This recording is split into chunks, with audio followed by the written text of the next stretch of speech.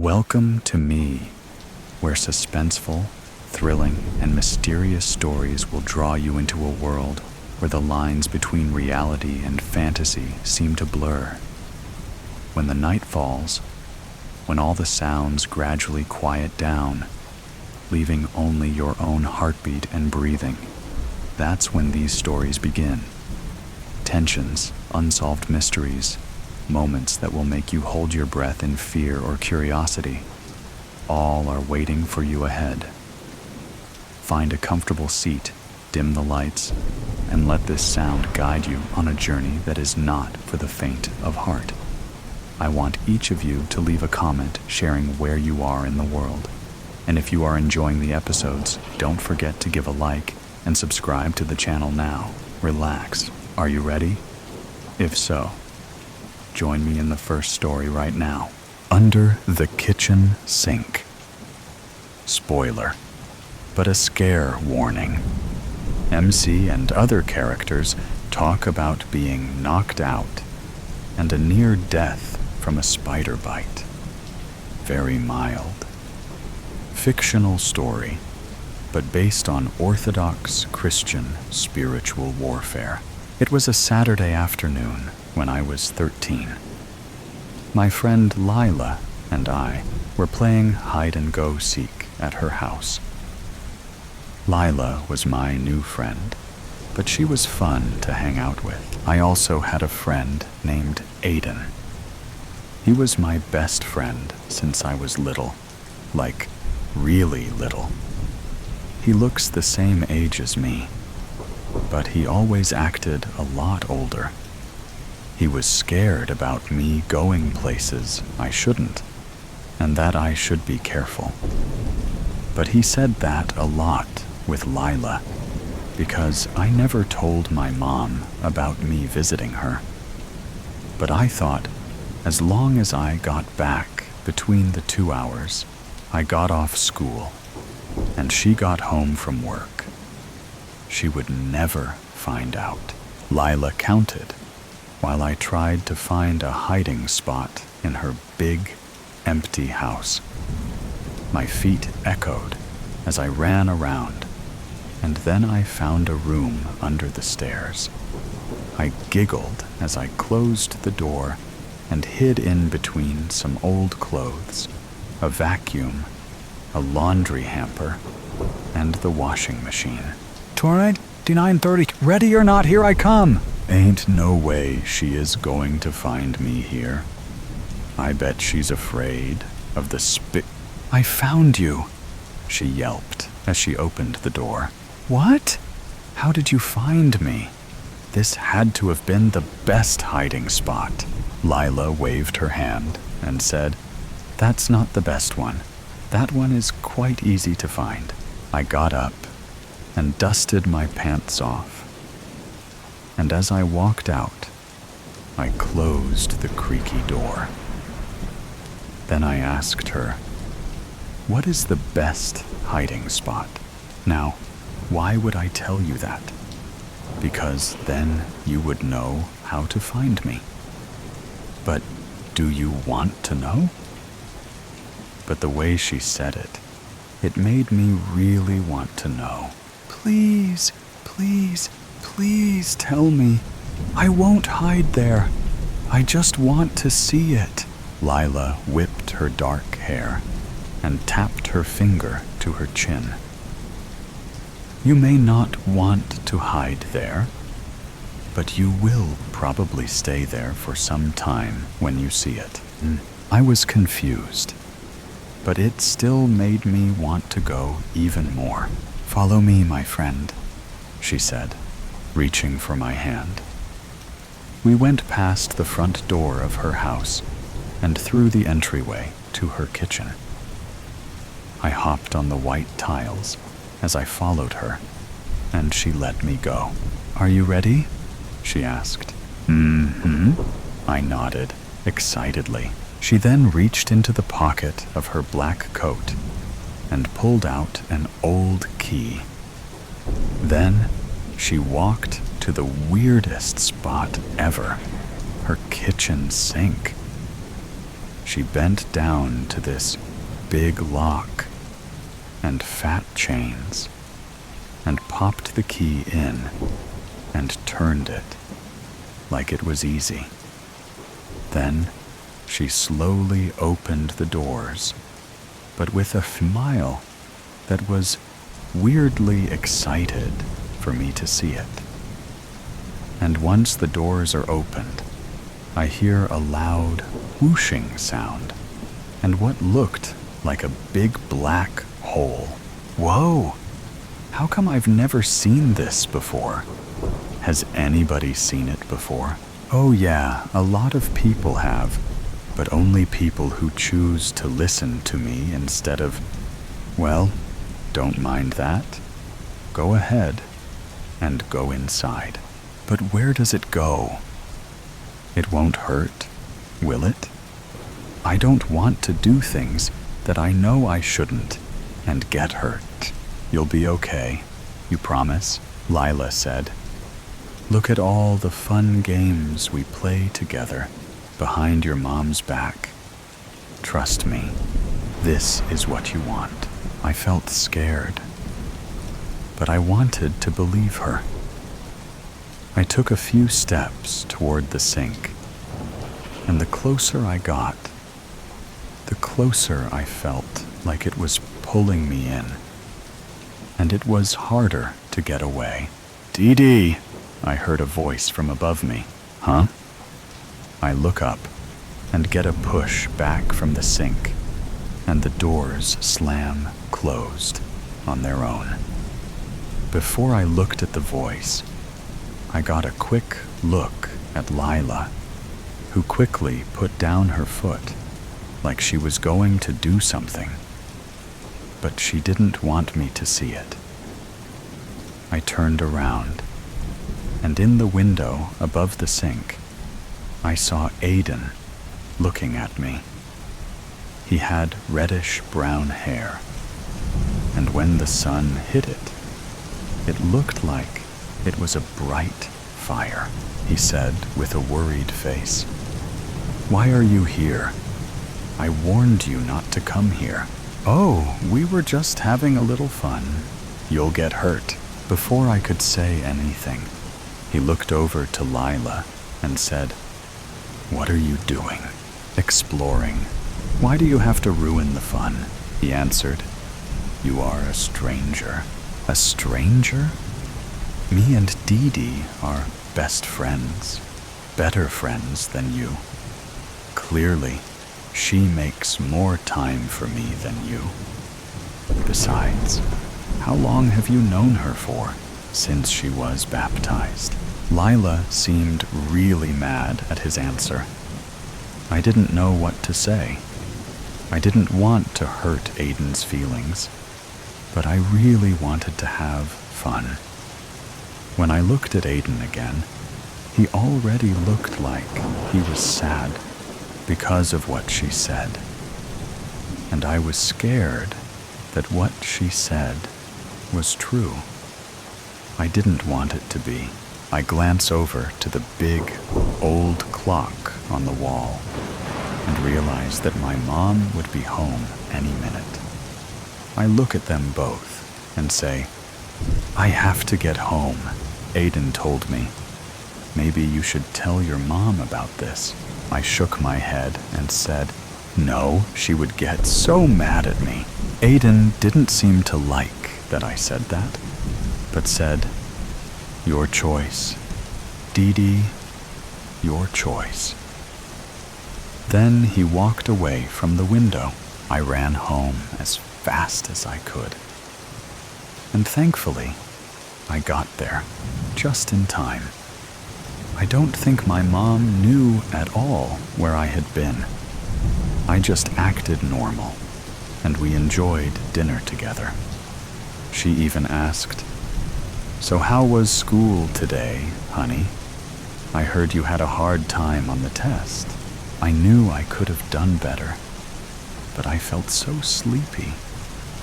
And I think it was from not telling Mom about Lila and keeping it a secret made me tired and not think well. It was decimals, I told her. She put her fork down and said, "But you're so good at decimals." She looked confused and said, "Dee Dee, you seem to be having a hard time in school lately. Not just with the test, but with things you know, and know really well." I felt warm. I had to come up with something without telling my secret. I've been doing extra homework, so I stay up late and get sleepy. She didn't seem to like that very much. "Listen, Dee Dee, I want you to be doing your homework when you get home from school, not late in the night. You need your sleep, and you should have plenty of time after school to do it, right?" The whole time she talked, I kept thinking about Lila's kitchen sink. What was under there? Where did it go? Was it really as bad as Aiden made it out to be? "Dee Dee, Dee Dee." My mom snapped me out of my thinking. "Look, hun, you need to finish up and go get some rest. Homework in the afternoon and sleep at night. That's all." I got on the bathroom stool to brush my teeth, and I went to say my prayers. As I did, I had a really bad feeling that I didn't usually have. I felt bad about how I treated Aiden earlier. I hoped he still wanted to be my friend. I turned the switch on my small blue lamp. And as I went to bed, I threw the covers over my head. My blonde hair got in my face as I curled up, confused about my day. Psst! I didn't think anything of it, and closed my eyes tightly. Psst! That time was too loud. I threw my blanket off to look around my room. Then I saw someone in the window again. But it wasn't Aiden. Lila stood on the roof outside my window and said, "Hey, you're up." "Lila? What are you doing here? It's past my bedtime." I began to speak in a whisper as I looked really quickly toward my cracked bedroom door. My mom might still be up. Bedtime, schmed time. It doesn't matter as long as you don't get caught. Don't you want to see that portal? But Aiden said not to. Lila rolled her eyes and said, "Aiden isn't saying that because he is worried. Aiden just doesn't want you to have any fun." "But come on. You don't want to be a scaredy cat, do you? You can do what you want. You wanted to see the hiding spot yourself. Remember?" With the last word, she said, her eyes lit up. But it wasn't in a good way. I really wanted to see what that black hole was. Maybe she was right. I can do what I want. We were back in her kitchen. She had led me out of my house by a rope she tied to the roof, and I had no idea where it came from. "Are you ready this time?" she asked. I nodded, even though I was really scared, and my heart beat faster than it had beaten. She opened the cabinet doors again, and I was greeted by the loud sound and twirling portal. I slowly tippy-toed toward it. Closer and closer and closer. Then Lila pushed me. She grunted. I screamed the loudest scream, and I don't think anyone heard me. As I began to fall down into the dark space, I saw a ledge and held onto it, trying not to let go. because I knew if I fell any further, no one could help me. I turned around, and the last thing I saw was Lila. But it wasn't Lila. She had turned into a nasty creature with horns and a long tongue, and her eyes did the same thing they did when she came to get me from my house. That's what happens when you mess around where you shouldn't while passing on. And she closed the cabinet. I screamed and screamed and screamed, but it just echoed at me. I yelled for someone to help me, but no one was there. I should have listened to Aiden. I yelled again, now crying loudly. I should have listened. The last thing I could think of was to say a prayer. I knew I felt guilt the last time I prayed, but I knew I still had to. I pulled down my nightcap with one hand, but quickly put my hand back on the ledge. Lord Jesus Christ, Son of God, have mercy on me, a sinner. Slam! The cabinets swung open, and there I saw what looked like an angel. Who are you? It's me, Aiden, but you don't look like... Then it made sense. He acted older. He knew me since I was baptized, and he was always trying to keep me safe. You're my guardian angel? One hand slipped, and I was holding on by one hand. Take my hand, and I can help you. I struggled to pull my hand up. I pulled and pulled, and finally, I slapped mine into his, and he pulled me out within the blink of an eye. And again, the cabinet slammed shut. He grabbed me to help me brace for the impact as we hit the floor. I gasped and slowly got up, feeling like I was just beaten up. What just happened? Where is Lila? What did she mean by passing on? Dee Dee, you saw. Lila isn't a human girl. She's a demon, and she went back where she belongs. And I am your guardian angel assigned to you. I've been trying to keep you safe. You almost died. You are knocked out at the moment, and soon you will wake up. I thought my next question would be, how did I die?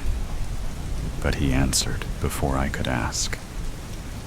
The first time you came towards the portal, you were near a nest of spiders, poisonous ones.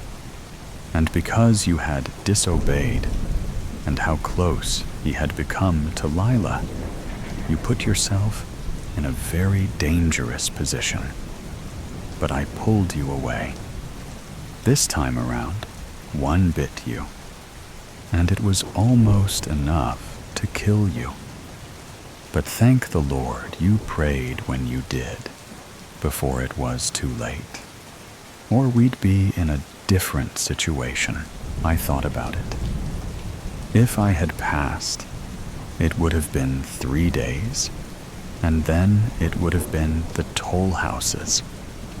And I certainly wasn't ready for them yet. I was shocked. But this is all happening, right? How about hide and seek? What happened with that?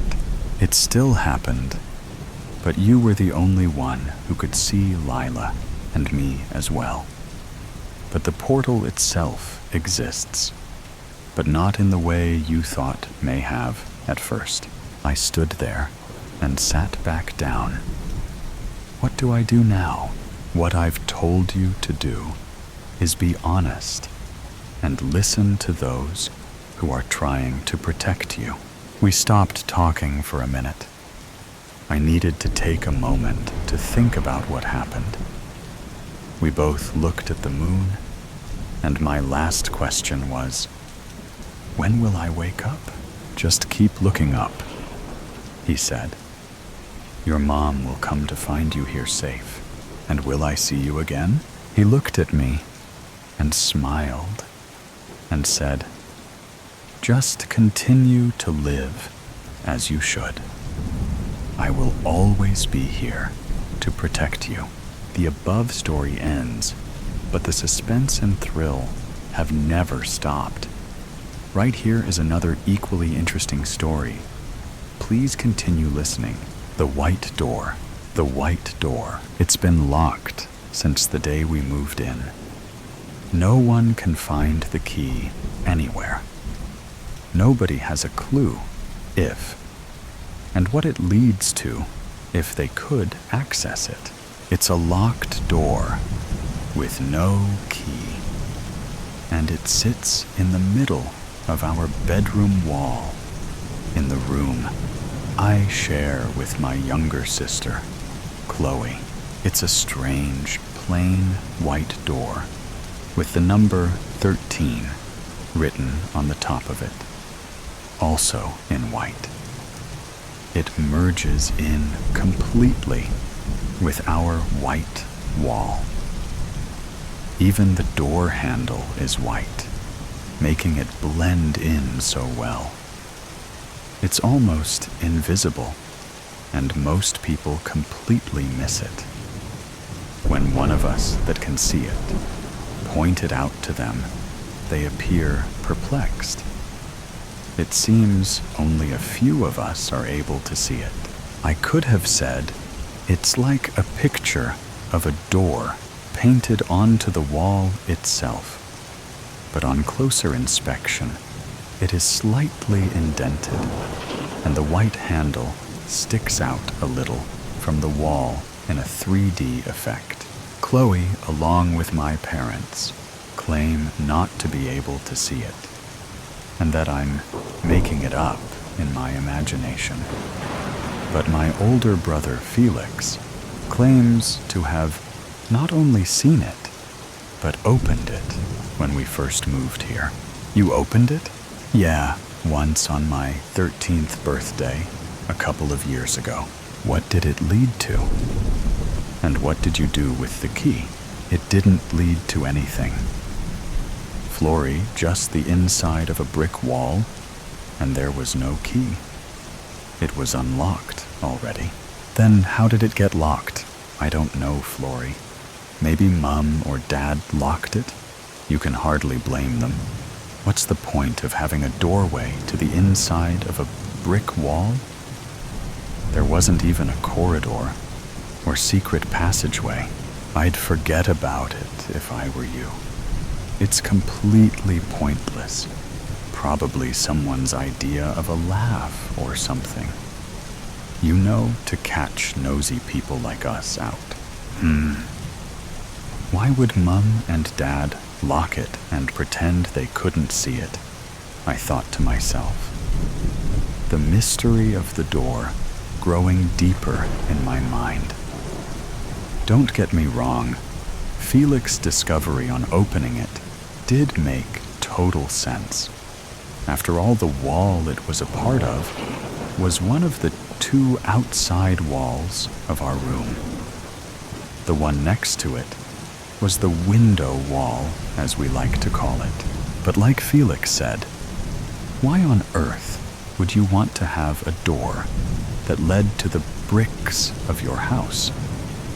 Surely the builders would have just put a complete wall there, like all the other rooms. It also didn't explain the jingly musical sound and singing voices that came from behind the area of the door on a night, or the light that shone underneath it, lighting up the darkness.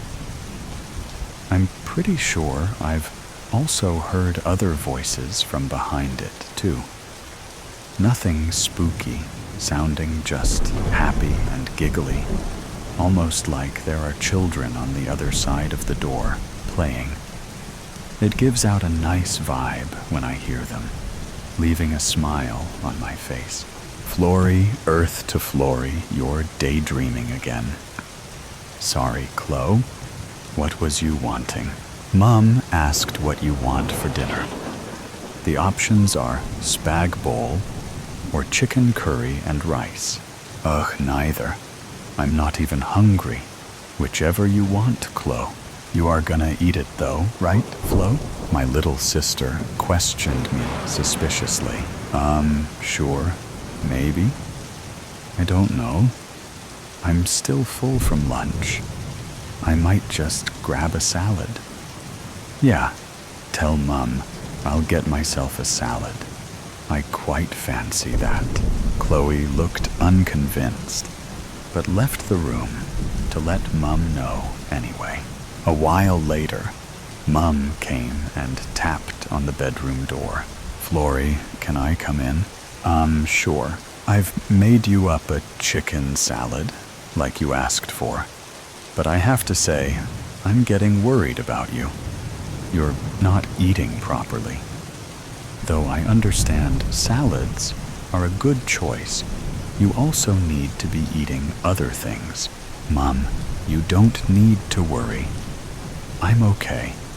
I'm just not fancying the same food I did before. And salad is a healthy choice, especially as you added the chicken. Well, okay, I'd like you to come and eat it with me. I'm having one too. We need to sort your birthday party out. I don't think your guests will want salad as their only choice of food, do you? I don't know. A salad birthday cake sounds healthy to me. I giggled, the reply, something I hadn't done for a while. This made her smile as we both went to the dining room to eat. The chicken salad was good, and I agreed to have a chocolate cake for my birthday party. I didn't really have the heart to tell her that I didn't want a birthday party, and no one would come anyway. She seemed more excited about my birthday than I did. A week later, my birthday was finally here. And while my parents and sister were busy putting the decorations up, I called Felix over. There was something I wanted to know from him. As we went to my bedroom, I could already hear the children's voices again. They seemed to be singing something, but I couldn't tell what. Do you hear that? Hear what, Flory? The singing? It's coming from behind the door. Not really, but it does look a bit different. Look, the 13 is standing out 3D like the handle. It was like that when we moved in before I opened it. It's your 13th birthday. Flory, it can't be a coincidence, can it? He put his ear up against the door to try and hear the voices. Looking back at me, he suddenly gulped and said, Flory, you're right. There is someone on the other side of the door. They're calling for you, but I thought you said it was just bricks behind there. It is. Well, it was when I opened it. I slowly creeped over to where he was at the door. What should I do, Felix? I don't know. Maybe you should try and open it? I don't have the key, remember? Neither did I. When I opened it, remember? I just grabbed the handle and pulled it down. Give it a try.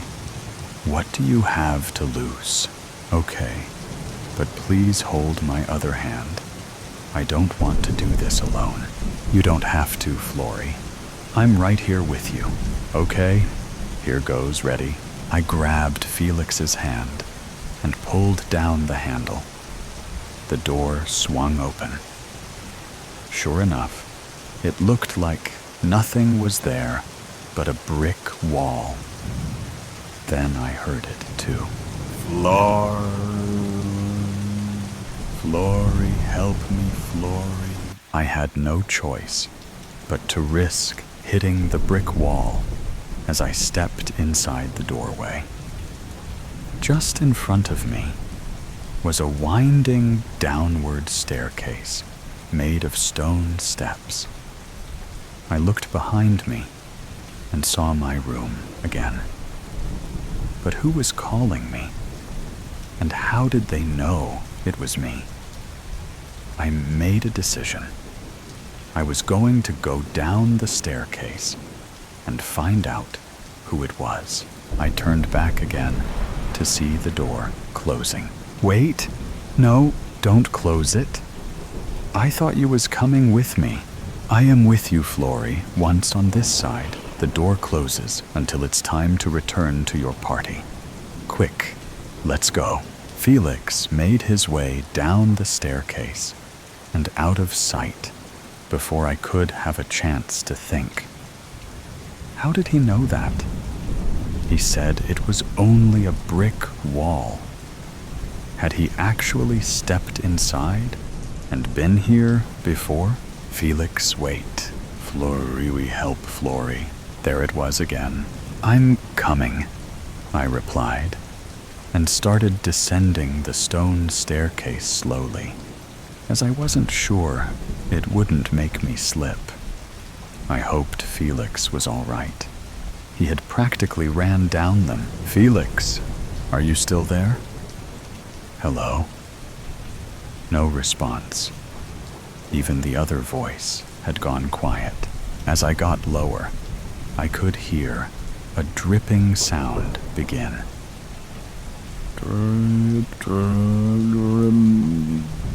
It started slowly and sounded like a long drip each time until it eventually sped up into a drip, drip, drip, drip, drip. By this point, the stone stairway was also damp and starting to become completely waterlogged at my feet. I wasn't sure I could actually go down any further when the voice started calling again. Flory, help Flory. It was sounding more desperate. I'm nearly there. Where are you? Just as I went to take a step down into the water, I felt a tap on my shoulder. Not that way, Flory. You'll drown if you go that way. Follow me this way. Felix, why didn't you go slower and stay with me? I knew you'd find me, Flory. Come on, give me your hand and step up onto this ledge on the right. I had been so focused on not slipping down the stairs, I hadn't bothered to look around me. I grabbed Felix's hand again as he helped me up onto the ledge. I paused to look around us. We seemed to be in a cave. The walls were solid stone. Looking up, I could see stars glinting above. At least they looked like stars. But unless it was a dormant volcano or other cave with an outside view, they were probably not stars. Maybe we were in a diamond or crystal cave, seeing them glinting above. Or maybe that was the dripping water droplets. Either way, it was so beautiful. I felt my breath catch in my chest at the sight. The water I had almost stepped into appeared to have a fast current, and I was glad Felix had been there to guide me to the ledge. Where to now? I asked eagerly. Follow me. It's this way. The ledge wasn't very wide and was a little slippery, but we got there slowly. When we reached the end of the ledge, Felix lifted me down, pointing in the direction we were going to next. It was very bright, almost blinding. I lifted my arm to shield my eyes, as I looked towards what I guessed was the sunny outside. I wasn't far wrong. We stepped out into a beautiful summer's day. There were flowers, trees, lovely green blades of grass with a beautiful silver water fountain in the middle. Swings on the trees, a pool. Children were playing happily, skipping, dancing, and singing around. Some were making daisy chains, while others were making buttercup chains. The lyrical sound of birds chirping and singing. The whole place gave me a peaceful feeling, just like a happy dream.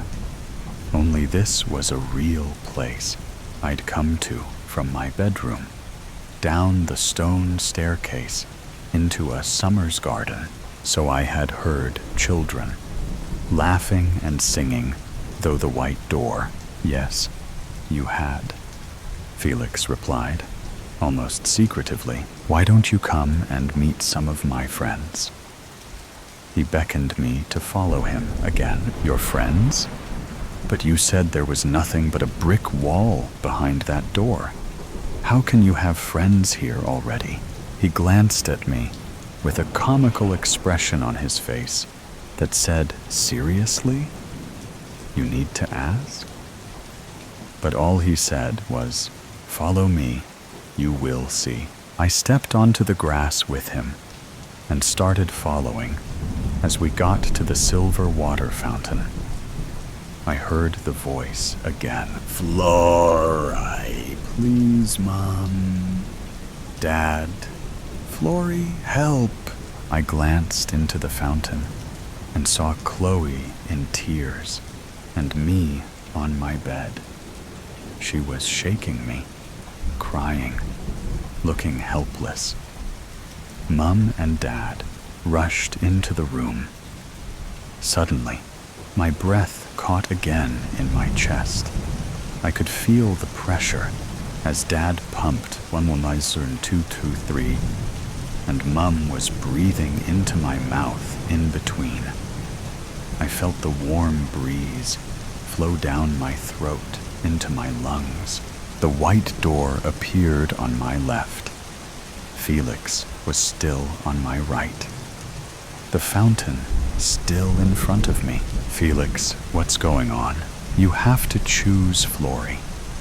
Come with me and meet my friends this way, or go back through the white door to Chloe and our parents. Choose, Flory, before it's too late. But I don't understand. Felix, what about you? I'm always with you, Flory. Stay with me now, or go back to Chloe before the door stays closed. Without another thought, I bolted towards the white door, my heart beating hard in my ears. I jumped through it, into my bedroom, and onto my bed, turning to see the door slowly closing, with Felix still behind it, smiling and waving goodbye.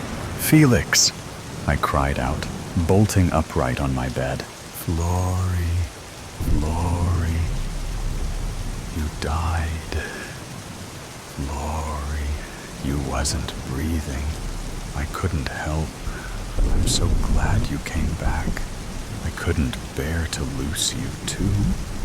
Chloe sobbed.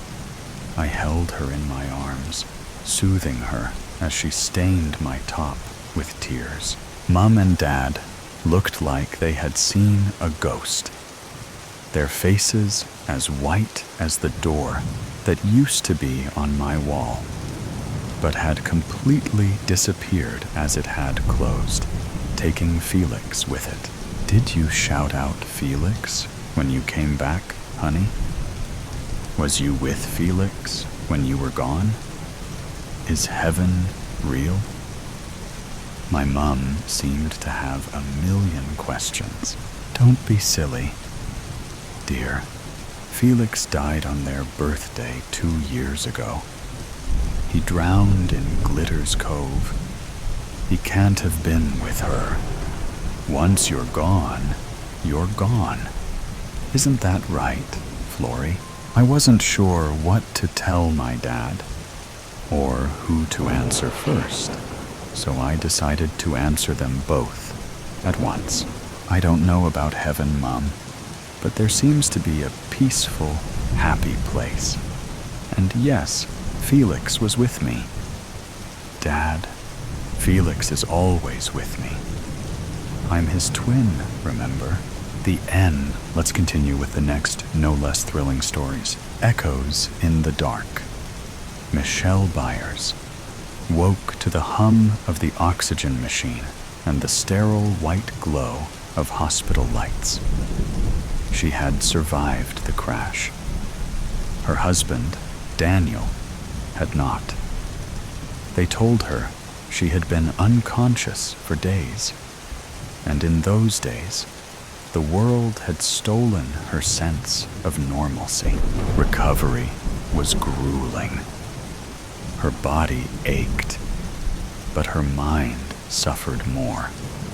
The doctors diagnosed her with narcolepsy, an after effect of the trauma. She struggled to distinguish wakefulness from the strange visions that plagued her. But nothing prepared her for what came next. Chapter 1. Fractured Pieces. The house felt empty without Daniel. Michelle moved through the rooms like a ghost herself, touching the furniture, the framed photographs, the tiny details of a life that had once been whole. Every object felt sacred, preserved in time, but also hollow without him. Then the strange things began happening. The first time, she thought she was imagining it. She walked into the kitchen one morning to find Daniel's favorite coffee mug on the counter. It wasn't just there. It was filled exactly as he would have made it. 3 sugars, 2 splashes of cream. She froze. Her breath came in quick, shallow bursts. She reached out with a trembling hand and touched the ceramic. It was warm. Did I do this? She whispered to herself. She had no recollection of making the coffee. She dumped it in the sink, trying to push away the nagging thought clawing at the back of her mind. That night, she checked Daniel's drawer, the one where she had placed his watch, his wedding ring, his last belongings. The watch was gone. She searched frantically. Through the drawers, through the entire bedroom, the nightstand, the closet. Nothing. Lack of sleep, she muttered. That's all this is. But then the voicemails started. Chapter 2. Echoes of the Past. One evening, as she walked into the living room, the red light on the answering machine blinked. It was an old relic, something Daniel had insisted on keeping despite her protests about just using their cell phones. She pressed play. Hey, love. Just letting you know I'll be home late. Don't wait up. Her breath hitched. His voice, crisp and casual, like it always had been. Like he wasn't dead. Her legs buckled, and she collapsed onto the couch, pressing her hands to her mouth. She checked the timestamp. The message had been left yesterday. She deleted it. An error it had to be, but it happened again and again, every few nights. The same message, with slightly different wording. Sometimes it was just a simple, love you, See you soon. She played one for her friend, Angela. Angela's face paled. This is some sick joke. I swear, I'm not making this up. Angela reached for her hand. Michelle, this isn't healthy. Maybe it's your condition. Your doctor said hallucinations are possible with narcolepsy. Michelle recoiled. You think I'm imagining this? Angela hesitated. I think grief can do strange things. And you haven't been sleeping. Michelle didn't argue. What was there to say? She made an appointment with her doctor, who prescribed sleeping pills to help regulate her sleep cycles. Chapter 3. The Stranger in the Coffee Shop. For weeks, the house was quiet. No misplaced objects, no strange messages. It was almost as if, by sleeping more, she had sealed whatever crack had let the past bleed into the present. Then she saw him. She was at a small cafe downtown, sipping on chamomile tea, staring blankly at her phone. It was an overcast afternoon, a steady drizzle coating the streets outside in shimmering gray. The bell over the door jingled, and a figure stepped inside. Her breath stopped in her throat. Daniel, sitting at a table near the window, laughing, his eyes crinkling in that way they always had. A woman sat across from him, stirring her coffee. Michelle's heart pounded as she stood, nearly knocking over her cup. She stumbled toward the door, her vision tunneling. Outside, the streets were a mess of honking cars, sloshing tires, and blurred figures. She tried to cross, barely noticing the screech of brakes and a driver shouting at her as she nearly stepped in front of a cab. By the time she made it to the other side, Daniel was gone. She pressed her hands to the cafe window, her breath fogging up the glass. No, no, no, no. Her hands shook as she pulled out her phone and called Angela. He's alive, she gasped. Angela, I swear to God, I just saw him. Angela's voice was strained. Michelle, that's impossible. I saw him, she screamed, drawing the attention of pedestrians. She turned, scanning the street wildly. No sign of him. Chapter 4. The Cracks in Reality. When she got home, the silence of the house felt like it was pressing down on her. She sat on the couch, her hands gripping her knees. Had she really seen Daniel? Was she losing her grip on reality? As exhaustion pulled at her, she drifted into a restless sleep. And then a sound, footsteps, familiar, slow. Moving toward the bedroom, her heart pounded as she forced herself up. The house was dark, the air thick with something unspoken. She crept toward the bedroom, every step feeling heavier than the last. She pushed open the door. Nothing. Her breath came in ragged gobs. She turned on the light. The room was empty. Just her mind playing tricks again. She sat on the bed, tears burning her eyes. What's happening to me? Then her phone rang. She snatched it up, hands shaking. Mom? Honey? Her mother's voice was soft. I just wanted to check on you. I'm not okay, Michelle whispered. Mom, I saw him. I saw Daniel. Her mother hesitated. Michelle, you know we talked about this before. You and Daniel discussed his wishes in case something happened. You don't remember? A cold wave washed over her. No, we never had that conversation. Her mother sighed. And what about your trip to the lake house last summer? The one he planned? The words stuck in her throat. That never happened. Did it? Then she noticed something else. Her hands, they were different. The faint scar from childhood, gone. The calluses from her years of playing piano, missing. Her reflection in the bedroom mirror flickered for a second.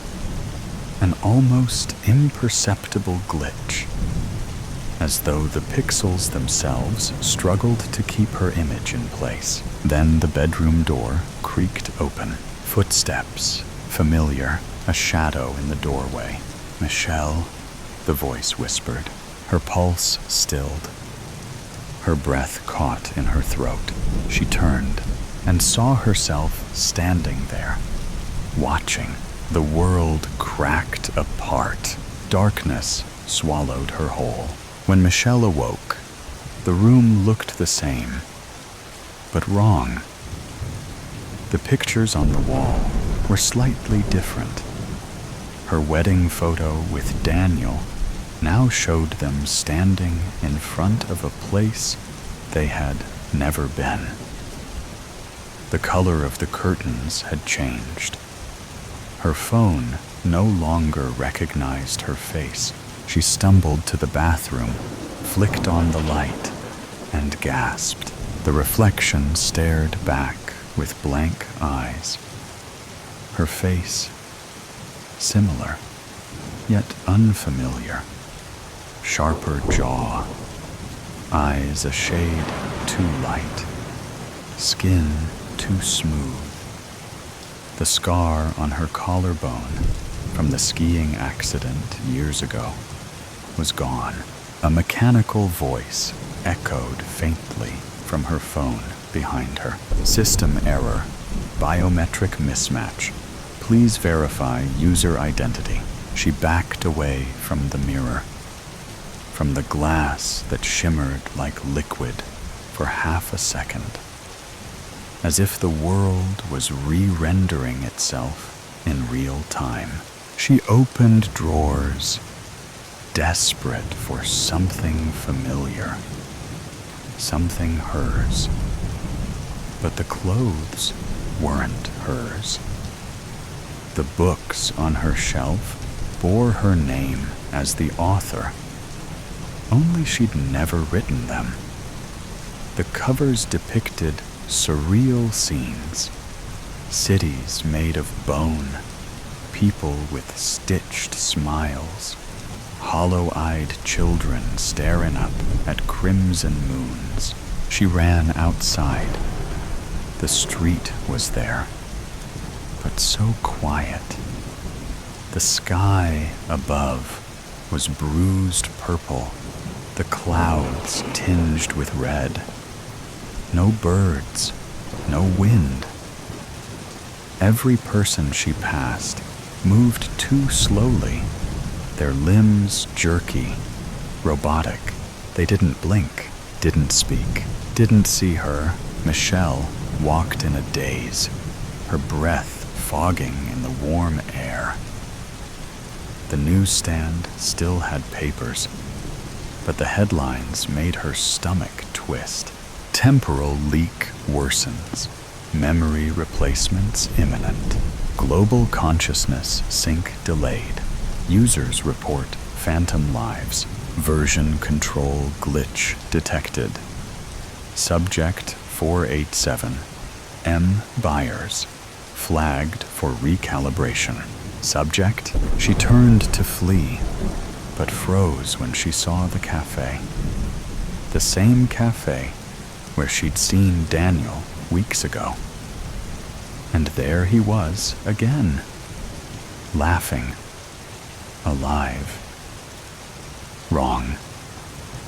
Sitting across from someone with her face. The other, Michelle, turned, and their eyes met. The world paused. A buzzing started low in her ears, rising to a high-pitched shriek. The people froze mid-step. The air shimmered. The other Michelle stood slowly and began to walk toward her.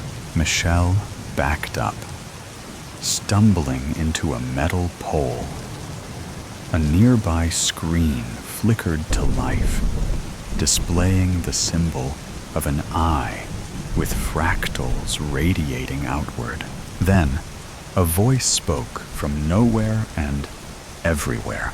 Welcome, Subject 487. Consciousness sync complete. Version displacement detected. Initiating purge. Michelle screamed, but there was no sound, only light. And then oblivion. Epilogue. Static. In a bright white room with no doors, Michelle sits at a desk. Her hands type furiously on a keyboard that glows with symbols she doesn't recognize. On the wall, a screen shows surveillance feeds, dozens of herselves navigating fractured realities, some crying, some lost, some laughing beside Daniel. A door finally opens behind her. A figure enters. It's her again.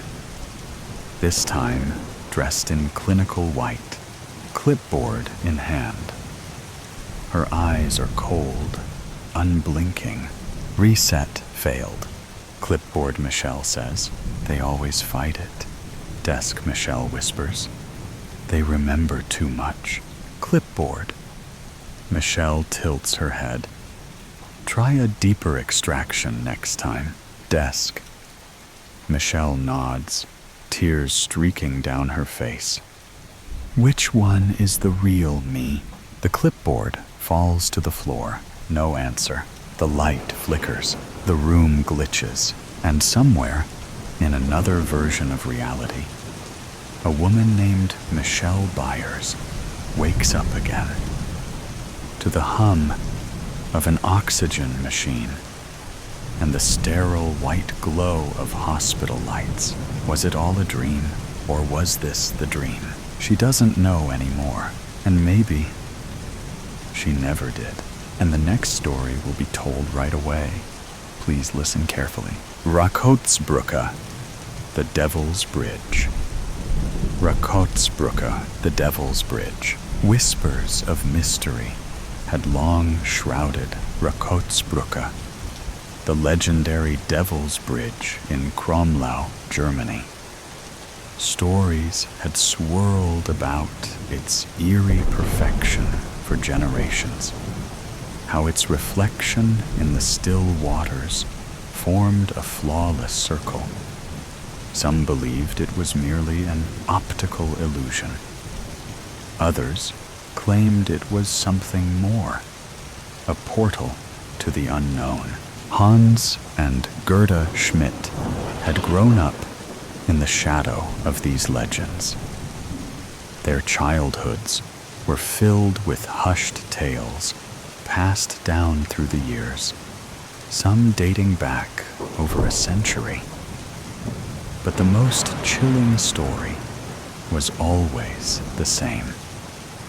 At certain times of the year, the bridge's reflection wasn't just a trick of the light. It was a gateway, and those who crossed it at the wrong moment were never seen again. Most dismissed such stories as mere folklore, but Hans and Gerda couldn't ignore the unsettling number of disappearances. Determined to separate fact from fiction, they spent months scouring old newspaper archives, compiling every recorded vanishing link to Rakotzbrücke. With each faded article, each cryptic account, a pattern emerged. If their calculations were correct, the next opening of the gateway was near. And this time, they would be there to witness it. Their research had uncovered a chilling pattern. The phenomenon occurred only once in winter, but was far more frequent during unseasonably warm periods in the warmer months. This week, temperatures were set to spike well above normal, and Hans and Gerda were convinced that the anomaly was bound to happen again. Armed with sophisticated audio and video equipment, Hans, Gerda, and several close friends set up camp near the bridge early Monday morning. Their goal was simple: capture undeniable proof of the anomaly. They weren't the first to try, of course, but they were determined to be the first to succeed. Each member of the group would take turns operating the equipment, ensuring the bridge was never left unwatched. Gerda was first. Luck would have to be on her side. She steadied the camera, framing the sublimely unsettling structure as it loomed over the river, its reflection dissolving into the rising morning mist. Days passed as the majestic bridge stood in solemn silence. Time was running out. By Thursday, tension had given way to celebration. The group partied, drank, and danced near the eerie silhouette of Rakotzbrücke, their initial excitement fading into the rhythm of the night. Laughter echoed through the trees, until a sudden burst of blinding white light shattered the darkness. A collective gasp cut through the air. Hans, Gerda, and the others sprinted toward the equipment, hearts pounding. Julio, the group's cameraman for that night, stood motionless, his camera locked onto the event. Then he sighed and shook his head. False alarm. They followed his gaze to the source. A biker gang rolling through the woods, their headlights gleaming off the water, engines rumbling like distant thunder. It was an illusion. The spacing of their bikes on the bridge and the reflection of their lights momentarily brought the bridge alive. From a distance, the bridge looked like a space portal had formed. Are you recording this? Gerda asked Julio. Never stopped. At least we can add it to the footage of our trip when we edit the video. The air deflated from their lungs. Shoulders slumped. Heads hung low. Disappointment settled over the camp like a heavy fog. By Sunday, hope had dried up completely. They packed some of their things, one by one, muttering the same defeated refrain. We'll try again next year. Ever the optimist, Gerda climbed onto a picnic table, raising her beer in defiance. I want to thank all of you for coming to witness what never was, she announced, her voice carrying over the quiet camp. But tonight, we're forgetting about that damn gateway. Tonight, we party like it never existed. A roar of approval followed, and soon, the music and laughter returned. None of them noticed the waters beneath Rakotzbrücke begin to shimmer. None of them saw the perfect gaseous cloud take shape inside the circle once more. Even Julio, who found himself once again on camera duty, did not notice the bridge coming alive. It was midnight, and the others were still lost in their revelry at the campsite. None of them was there to witness what was unfolding. He might have caught it sooner, if not for Fräulein Gretchen. She had been eyeing him since they passed his group while hiking on Monday. Now, as the others partied, she had cozied beside him, drawn to the quiet observer behind the camera. Since he did not drink, he had no problem operating the equipment, though tonight his attention was divided. That night, Julio had his blanket on the ground. Fräulein Gretchen and he were making out when he caught a glimmer of light out of the corner of his eye. Standing up immediately, he checked to see if the camera and audio were working. Gretchen was still playfully fondling his ear with her lips. "Stop. This is important. Can't you see what's happening?" he said to her with a stern but playful voice. "Look at it. It's getting brighter and brighter. Come on, let's get closer." The luminous gateway had a compelling allure, almost trance-like, and it kept tugging at their interest. At the river's edge, there was a small rowboat. They went down to the water, determined to get a closer look. Meanwhile, the light got bright enough to grab the attention of the others partying at the campsite. Hans was the first to notice the light. "Look, guys, the forest is beginning to light up. Must be responding to our partying," he said playfully. "No, I think it's the bridge," Gerda said as she took off, running toward Julio's location. The rest of the gang took off after her. There was no sign of Julio near the video equipment, and the forest glow was getting brighter and brighter. Gerda turned toward the bridge, her thoughts conflicting. She wanted her full attention to find Julio and not care about the bridge, yet the bridge was mesmerizing. Her heart was racing as the ominous light loomed large. "Julio! Julio!" the rest of the group yelled. The yells from her friends temporarily knocked her back to reality. She saw a small rowboat drift through the fog on the far side of the river.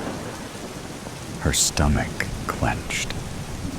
That same boat was near them when they first set up the equipment on Monday, and it hadn't moved until now.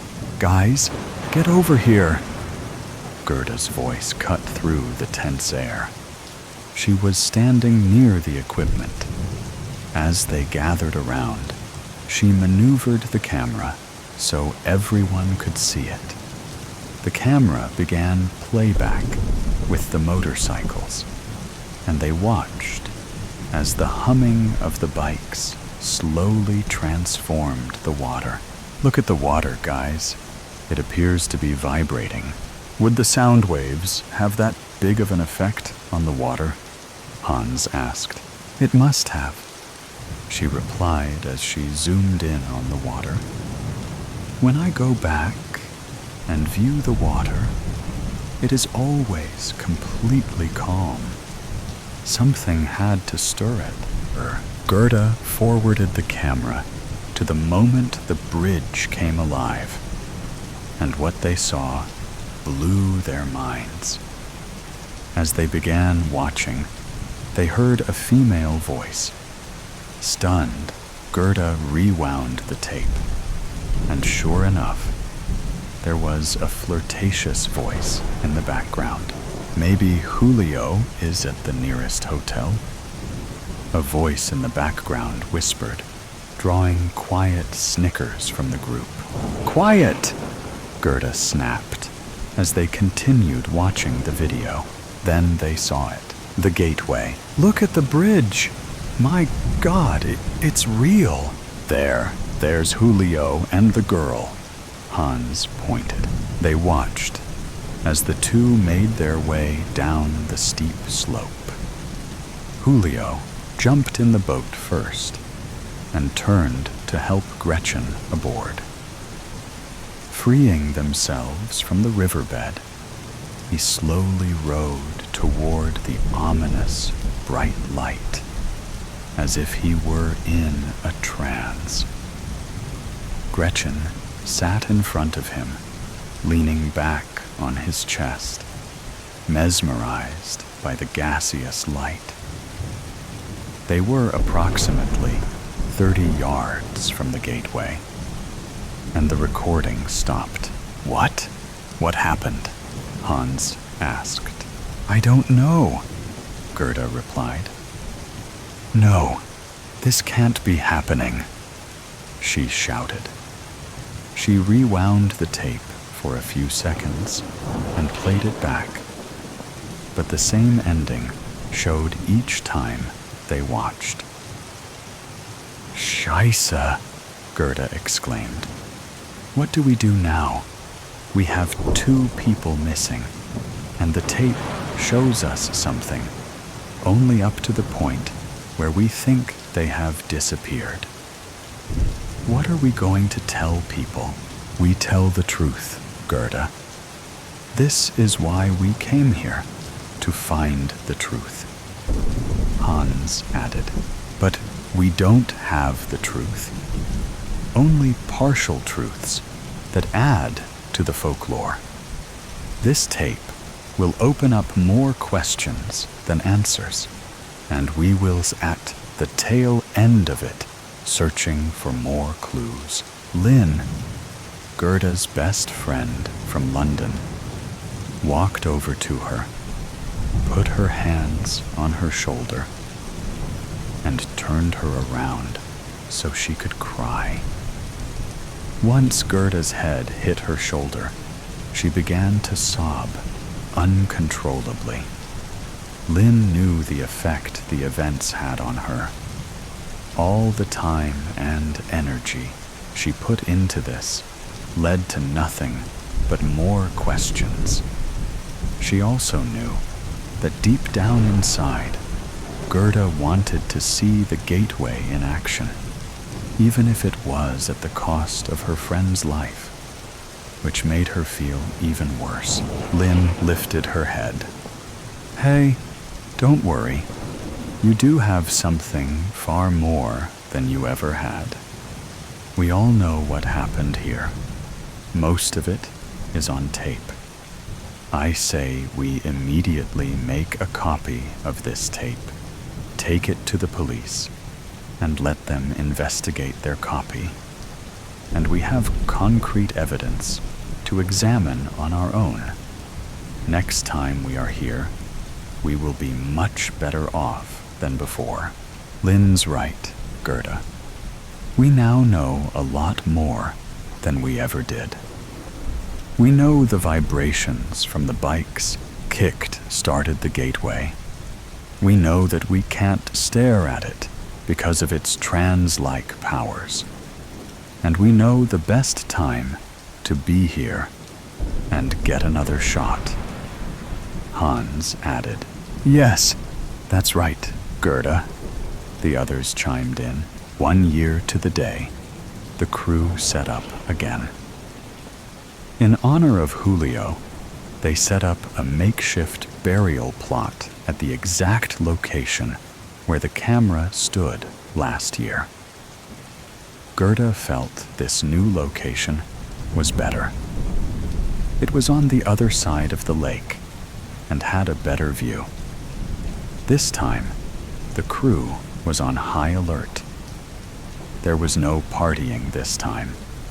Their campground was just up the hill from the camera, and they could see partial spots of the lake and bridge from their tents. As they were finishing up with their tents, Lynn ran over to Gerda. "Look at those two over there, Gerda." She pointed. "No, that can't be." They took off running over the bridge, yelling, "Julio! Julio!" A young man turned around as they approached, staring at them, confused. "Yes, how do you know my name?" Just when you think all the weird stuff has been told, the next story will make you think again. In the name of the park, they say you never really know what someone is like. Not truly. Life has a funny way of showing you. Coincidences, they call them. Those little twists of fate that seem too good to be true. Like how, just as the park started filling up with the wrong kinds of people, they all began to disappear, one by one. Strange, isn't it? I've lived here for decades, in this little house with its flower boxes and its white shutters, watching the seasons change, watching the people come and go at the park across the street. For so long, the park was perfect. Flowers bloomed each spring, and the trees provided shade for the frolicking that took place under them. The good people were always there, the ones who respected it. There was Mrs. Calloway, who had walked her poodle, Franz, at the same time every morning for 20 years. There was George, the retired school teacher, who read his newspaper on the same bench while sipping his thermos of coffee. The mothers with their strollers, the elderly couples arm in arm, the joggers who nodded politely as they passed. These were my people. But then the bad ones came. First, it was the teenagers, those little delinquents with their cigarettes and their loud music, loitering around the swings, leaving their garbage behind. They carved their nonsense into the benches, foul words that I won't repeat, marking their territory like stray dogs. I scolded them at first, wagging my finger, telling them they should be ashamed. They only laughed. They had no respect for anything. Not for me, not for the park, not for the memories of the good people who had been there before them. But they weren't laughing for long. Then came the couple. The awful couple who would play disc golf and argue the entire time. He was a burly man with a voice like a fehorn, and she was a waifish thing, shrill and unrelenting like a bird. They didn't just argue, they screamed. And I even think they smoked marijuana. I would try to enjoy my walks, but their voices would pierce through the trees, ruining everything. Clem, Ollie, and Marcus, my Yorkies, would cower in fear as they approached us. It was always about money, or about some other woman, or about how she was ungrateful. And he was a brute. She used much more colorful language. The sound of their discs clattering against metal, mixed with their venomous words, polluting the air. Their presence felt like a stain on what should have been a sanctuary. a place of peace. I could almost hear the park groaning under their weight. And then there were the worst ones of all. The dealers. I noticed them sneaking into the park, lurking by the back benches where the trees grew thickest. They wore hoodies, their eyes darting around as they exchanged small bags for crumpled bills.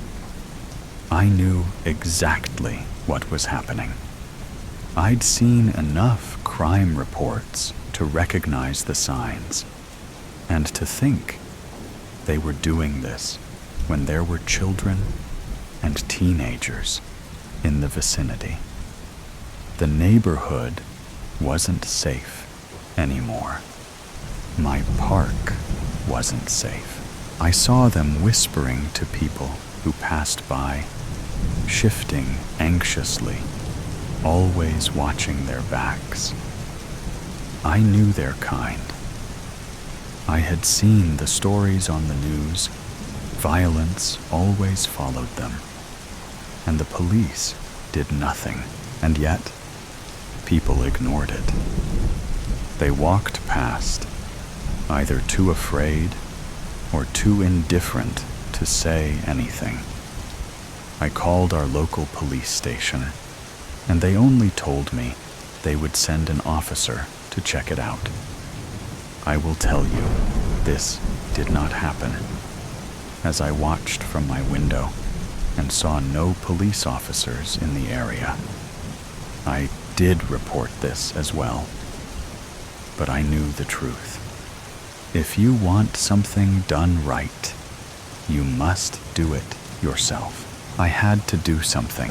You can never judge a book by its cover, they say. People look at me, and they see an old woman, slightly hunched, dressed in my sensible sweaters and shoes, walking my 3 little dogs. They see my tidy house with the white shutters and the flower boxes, and they assume I am exactly what I appear to be. They don't see the woman who was married to a cruel man for 20 years, who learned how to endure, how to be patient, how to bide her time until the right moment came, who realized sometimes something must be lost to be gained, as was the case in preserving peace for my 3 sons. They don't see the woman who grew up on a farm, who learned early how to break a chicken's neck in one swift motion. They don't know how strong my hands really are. Desperate times call for desperate measures, don't they? The teenagers were first. It wasn't hard. One of them, a particularly mouthy one with a sneer that made my blood boil, was walking home alone one night. It was almost too easy. A single strike with the tire iron I kept in my shed, and he crumpled like a rag doll. He and his friends did not hang out at the park after that, so far as I could tell. It was strange how quickly the others took the hint. The arguing couple was next. I followed them, listening to their voices rise in fury. They were on the edge of the park, past the old fence, where no one went anymore. She was crying, and he was yelling, his voice shaking the leaves. I didn't even hesitate. A push was all it took, just one push, and his big, lumbering body toppled over the edge of the ravine. The silence was so sudden, it was almost beautiful. It was as if the park could finally exhale. She turned to me, eyes wide, lips trembling. I thought she would scream, But she didn't. She ran. And I let her, because I knew she wouldn't tell. Women like her know better than to cross women like me. And maybe she will use this second chance to make some better life choices. The dealers were harder. They moved in groups, cautious, always looking over their shoulders. But people like them, they get greedy. They trust the wrong people. One by one, they fell. Each disappearance, a small victory. The police didn't even look into it too hard. Junkies, they called them. No big loss. I made sure they disappeared quietly. A little patience, a little careful planning. No one questioned it. You wouldn't suspect I could even be capable of these deeds. The park is quiet now. The good people have returned, along with the lilac blooms and the koi fish in the pond. Mrs. Calloway walks Franz without fear. George reads his paper in peace. The mothers push their strollers without looking over their shoulders. Their babies have grown and play freely on the park equipment without having to read rubbish. Soon, a new batch of these little lambs will be springing about. The joggers smile again. It's so nice that the park has cleaned up, they say. Feels safe again. Isn't it amazing that all those rough types just stopped coming here? I wonder what happened. Mrs. Calloway mentioned yesterday, as we paused to dispose of our dog droppings before exiting the park. I smile back, but then, just as we step onto the sidewalk, I notice something. A new teenager sitting on the swings, head down, hoodie pulled tight, just sitting, watching.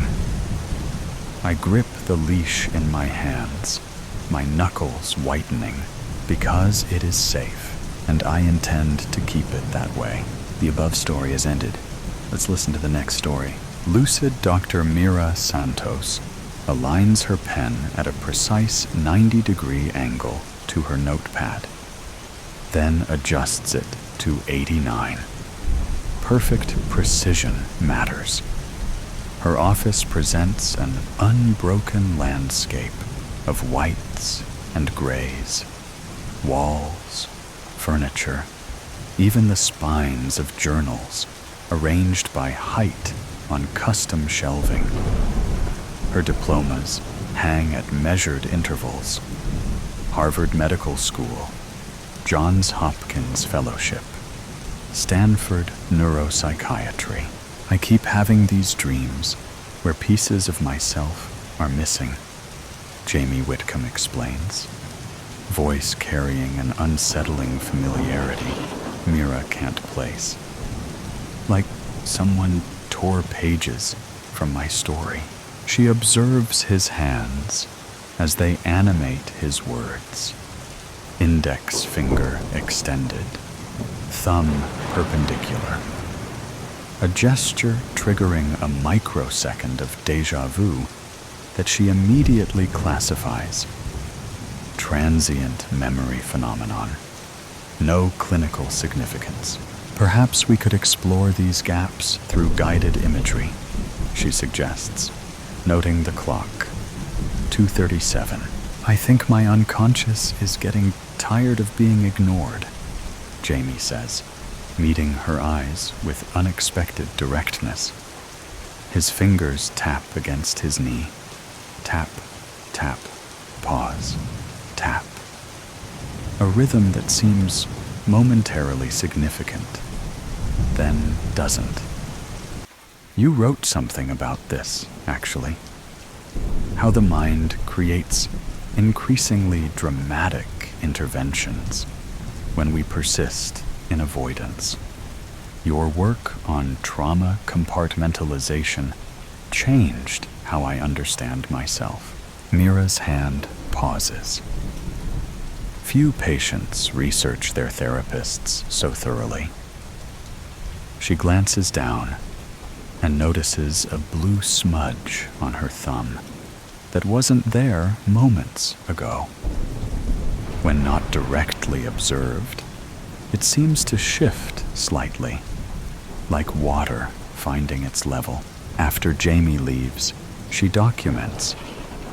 Patient demonstrates unusual knowledge of practitioner's methodology. The words form in reassuring black ink. She categorizes the blue smudge. Stress-induced perceptual anomaly. Clinical terminology creates immediate distance. Safety through classification. Her calendar displays afternoon appointments with a precise rectangle marked personal reflection at 2:30 each day. Time methodically scheduled for not thinking about what happened. 300 days of structured avoidance. She notices blue ink spreading in tomorrow's reflection block. Jamie Whitcomb, second consultation. She has no memory of scheduling this. Dr. Chen appears in her doorway. Mira, you've scheduled during your personal time tomorrow. The patient required accommodation. She lies with clinical detachment.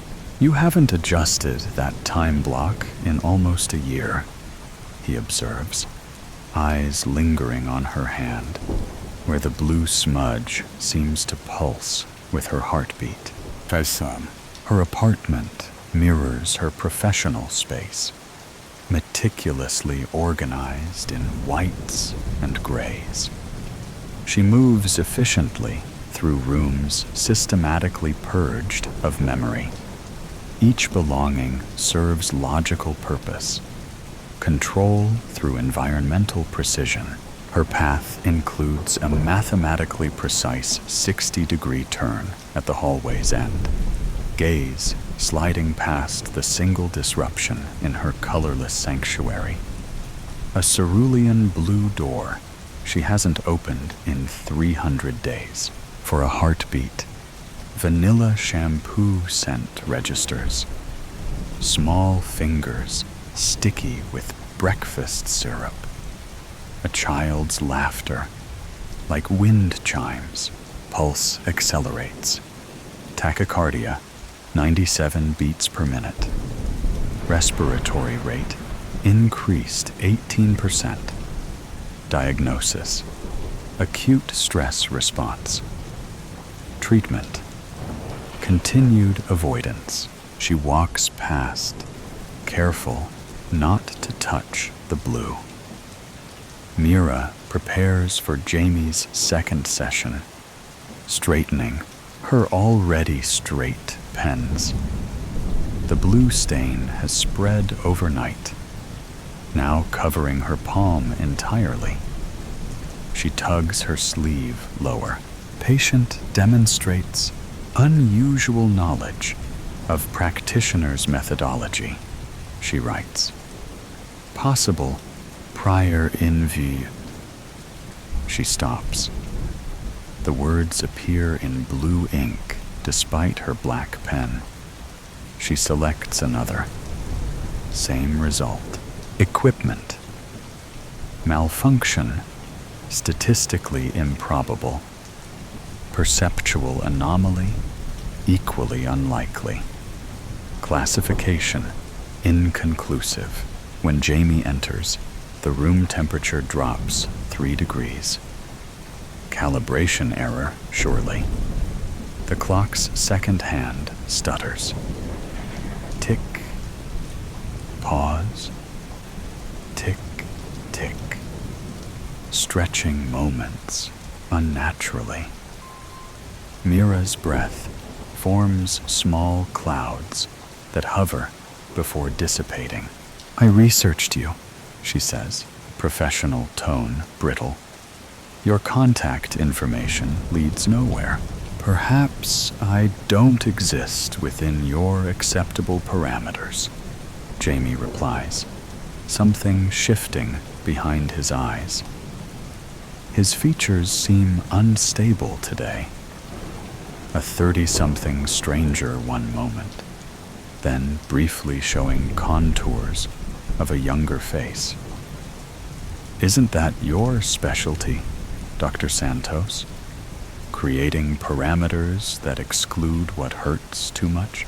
The air carries a faint antiseptic smell. Hospital corridors, grief-saturated waiting rooms. Olfactory hallucination. Unlikely, but not impossible. You've built your career helping others face what you avoid, Jamie says, fingers forming that distinctive gesture. Index extended, thumb perpendicular. In your article, you wrote about integration, but your office calendar tells a different story. Her diploma wavers when not directly observed. Doctor of Medicine briefly becoming Mother Who Wasn't, before snapping back when she focuses on it. "Do you believe in astronomy, Dr. Santos?" Jamie asks, voice suddenly higher-pitched. "That stars remember us even when clouds block our view? Even when we're gone?" Mira's pen freezes. Mid-note. A child had asked her a nearly identical question once. Coincidence? Statistically impossible. "We should focus on your experiences," she attempts, but her voice falters. "Like you focus during your personal reflection blocks?" His eyes shift color momentarily, from brown to startling blue. "The time you carefully schedule for not remembering?" The antiseptic smell intensifies. Her bookcase blurs at the edges, white shelves rippling like water, book spines dissolving into hospital corridor signs, small hand in hers, warm against her palm. Blue wool sweater with wooden buttons she'd helped fasten. Vanilla shampoo. Mira blinks rapidly. Classification: intrusive memory fragment. Treatment: compartmentalization. The clinical term disintegrates in her mind. "You're diagnosing yourself in the third person," Jamie observes, his voice oscillating between adult articulation and childlike directness. Does Harvard teach doctors to hide inside words when feelings get too big? The pen in her hand turns liquid, blue ink flowing across her fingers in tiny rivulets that form star-like patterns on her skin. When Jamie leaves, or did he simply fade, Mira attempts to reorient. She aligns her pen perpendicular to her notepad, but blue ink pools beneath it, refusing containment. Dr. Chen enters without knocking. The room temperature normalizes instantly, but blue stains remain across her notes, her desk, her hands. "The Wilkins consultation," he says with unusual directness. "They've requested another therapist. Said you seemed elsewhere. I maintained appropriate clinical distance," she recites, Like you maintain distance from the children's ward? His tone softens. 300 days, Mira. I saw you outside the memorial wall yesterday. He studies her, colleague and friend, visibly conflicted. Remember Elliot at the fundraiser concert? That Chopin nocturne we practiced for weeks? Him turning pages with that perfect timing? Chen's fingers mimic playing piano keys. When I asked how he knew exactly when, he said, "The music tells me," Mira finishes, throat constricting. It gets ready to need more space. Chen places a blue folder on her desk. You told Phillips to compartmentalize grief. That's not what you taught before. The patient was mirroring your strategy. Chen interrupts gently. Look at your hands. The blue has spread past her wrists, pulsing with her heartbeat. That night, the blue door PULSES with its own Tutha. Mira arrives for Jamie's third session to find him already seated. Today he wears a blue sweater with wooden buttons instead of his usual suit. Her office temperature has dropped 10 degrees overnight. Facility malfunction, she mutters, but her breath forms dense clouds. The second hand on her wall clock stutters. Tick, tick, stop, backward tick, then freezes at precisely 2:37. Your calendar has transformed, Jamie observes. Blue ink has spread across her appointment book, forming distinct patterns. The Big Dipper, Orion, constellations she once traced on a bedroom ceiling. Irregularity in the ink compu. The words disintegrate before she can complete them. Her diagnostic vocabulary suddenly foreign. Letters rearranging themselves, still trying to diagnose away what you feel? Jamie asks. His features shift. Adult one moment, then child's eyes, gazing from adult face, then small fingers emerging from suit sleeves. How's that working after 300 days? The antiseptic smell intensifies. Hospital-grade disinfectant, coffee from a nurse's station, vending machine cookies. Her cream walls ripple. Hospital corridor, green bleeding through, like watercolors on wet paper. Patient exhibits acute dissoc. She can't complete the word. The pen trembles between her fingers as blue ink pools on the page, forming tiny rivulets that flow toward her like seeking things.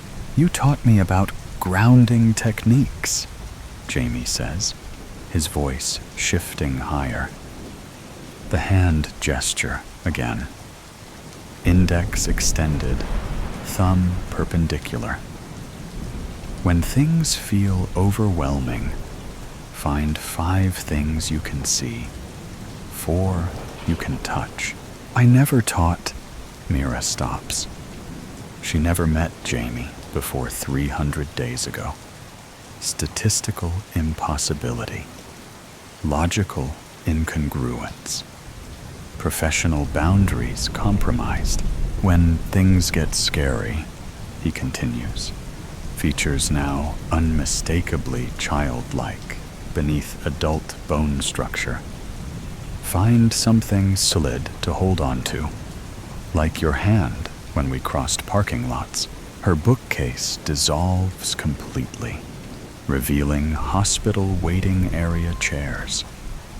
The leather beneath her fingertips becomes vinyl, cold, sterile. A water cooler gurgles in the corner where her ficus plant had been moments before. The clock face melts, numbers flowing into blue puddles. Her diplomas rearrange into memorial service programs. This represents functional.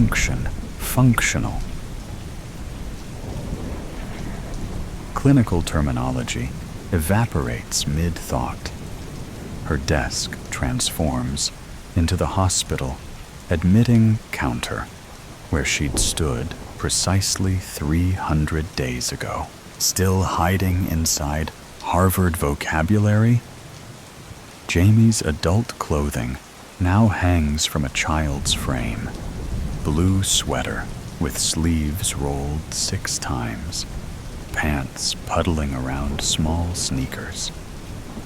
Elliot's face now fully visible, only his eyes retaining adult knowledge.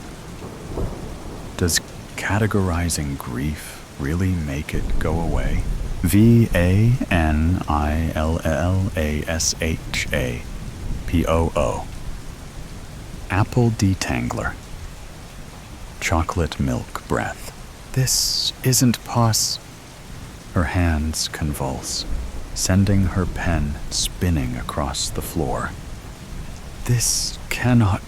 The pen bleeds blue across linoleum, spreading toward her in tributary patterns that form exact replicas of the constellation drawings from Elliot's bedroom ceiling. Rain hammers against glass.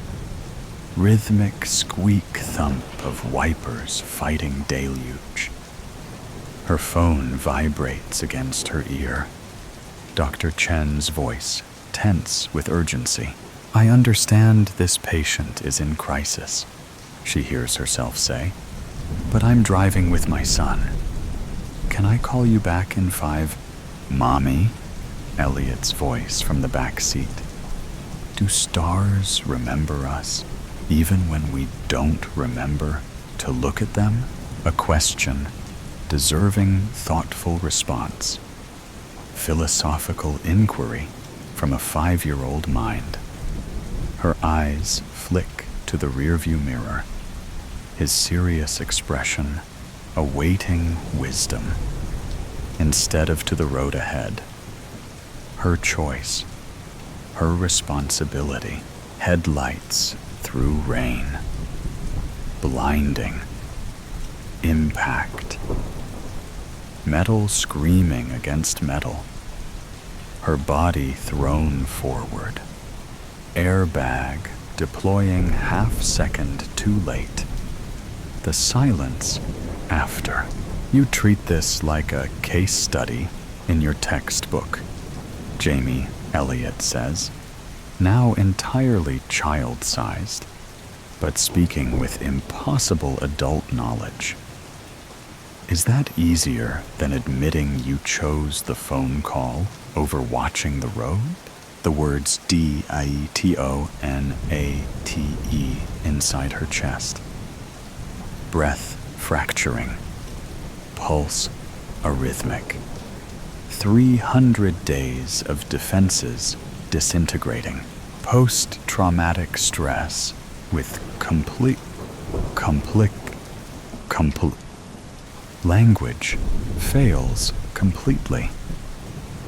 Her vocabulary, once armor against emotion, now meaningless sounds against memory's tide. Hospital corridor stretches infinitely before her. Antiseptic burning her nostrils. Time frozen at 2:37 a.m. The moment unchanged despite 300 days of scientific distance. 300 days of personal reflection spent deliberately not reflecting. She reaches for Jamie/Elliot, but her hands pass through his form, encountering only absence. Not hallucination, but memory materialized. I wasn't. The truth rises like floodwater, threatening to drown her. Clinical terminology evaporating. Harvard training useless against grief's undertow. I wasn't paying attention when it mattered most. Her hands shake uncontrollably. Blue ink flows across the floor, spreading from her pen, her notepad, her appointment book, all the places she's documented others' pain while refusing to acknowledge her own.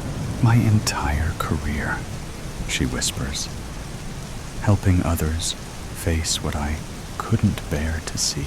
Mira finds herself kneeling on cold hospital tiles, forehead against sterile floor, professional identity dissolving in tears, suppressed for 300 days. I chose the phone call over watching the road. She confesses to emptiness, to absence, to irreversible consequence. The hospital corridor wavers, then dissolves. She's back in her office, familiar space rendered foreign by truth. Blue ink surrounds her, no longer threatening, but awaiting direction. Her diplomas, once sources of pride, now seem incomplete chapters in a larger story. She drives home through rain, no longer calculating statistical probabilities of hydroplaning, but feeling water against glass. Her clinical detachment, once armor, now recognized as barrier. Her hands on the steering wheel remember another rainy night, another drive, different outcome, same hands. Her apartment, meticulously controlled in whites and grays, appears through shifted perception. Not ordered, but empty. Not peaceful, but silent. 300 days of creating space that demanded nothing, remembered nothing, reflected nothing back to her. The hallway stretches before her. No more precise 60-degree turn. No more transient memory phenomenon diagnosis when vanilla scent registers. Tonight, she walks deliberately toward what she's avoided. The blue door pulses with its own heartbeat. Gentle rhythm, both inviting and terrifying. Blue light seeps beneath, casting underwater reflections across the floor. Her pulse accelerates. Tachycardia, 97 beats per minute. Old diagnostic habit. Same physical response. New understanding. She places her palm against the wood. Warm. Alive. An answering pressure, as if something, someone, presses back from beyond. I'm choosing to remember, she whispers, voice breaking, and turns the knob. Beyond isn't the sharp pain she feared, but a space where blues shift from midnight depth to dawn's gentle awakening. Stars hang suspended, constellations from a ceiling painted on a Saturday afternoon with small hands guiding hers. Not distant points, but presences casting soft illumination. The air carries forgotten scents. Vanilla shampoo, apple detangler, chocolate milk, before bedtime, piano notes drift through blue. Chopin Nocturne, 4 hands at different octaves, laughter when they missed transitions. Elliot sits cross-legged beneath Draco, his favorite constellation, because dragons should get to live in the sky too. He wears the blue sweater with wooden buttons she'd helped him fasten that morning. When he looks up, his eyes hold both childlike wonder and impossible understanding. "You finally came," he says simply. "I was afraid," she answers, professional terminology inadequate for the ache in her chest. His small hand reaches for hers. Warm pressure, simultaneously present and preserved from before. "I've been here the whole time. I'm sorry," she tells him, words carrying 300 days of avoided grief. "I looked away when I should have been watching the road." He nods, serious expression, exactly as she'd seen in that final rear-view glance. "You were helping somebody who needed you. That's what doctors do. Not more important than you," she whispers, voice raw. He considers this with child's directness. Maybe not more or less, just different. Like how we needed different sides of the piano bench to reach all the keys. She hadn't expected wisdom from loss, hadn't allowed possibility beyond absence. "Remember when I asked about stars?" he says, looking upward. "If they remember us when clouds come?" She nods, tears flowing without clinical categorization. "They do," he says with certainty. "Even when nobody's looking up, blue light pulses around them, not invading, but connecting.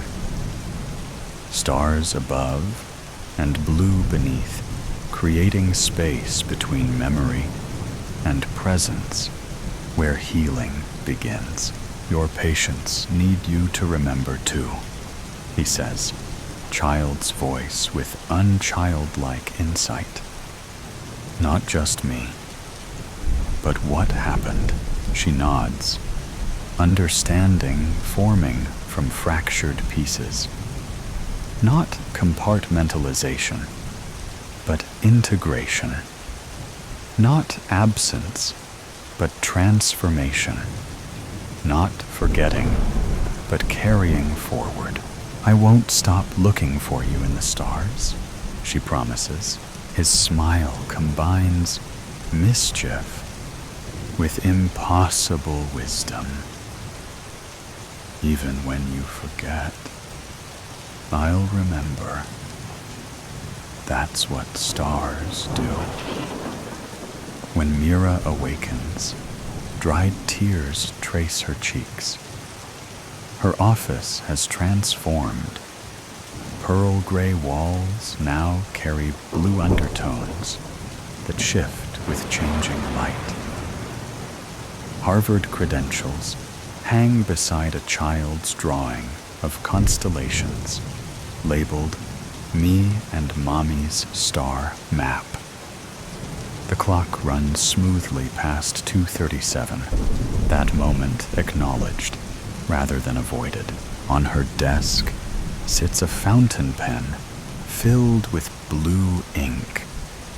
Her deliberate choice now, not mysterious manifestation. Beside it, her appointment book with integration practice, replacing the blocks formerly labeled personal reflection. Not scheduled avoidance, but purposeful remembering. The phone rings. Dr. Chen about an urgent patient crisis. 300 days ago, she would have answered immediately. Today, she notes the time, 5:27 p.m. Elliot's astronomy club meets in her memory at 5:30. "I'll call back in 20 minutes, she tells the receptionist. "I have an important appointment first." She allows herself to remember for exactly 3 minutes. Blue sweater, constellation maps, questions about stars, before returning to professional responsibilities with renewed presence. Later that week, a new patient sits across from her, describing familiar patterns. "After my daughter's accident, I created separate compartments," the woman explains, fingers tracing invisible boundaries on the armrest. Work Susan never mentions Emily. Mother Susan only exists on scheduled Sundays, when I permit myself to visit her room. Mira recognizes her former self in this careful division. 300 days ago, she would have praised this compartmentalization as adaptive coping. Standard protocol suggests emotional containment during grief responses. Mira pauses, feeling blue ink against her fingertips. She deliberately sets her manual aside.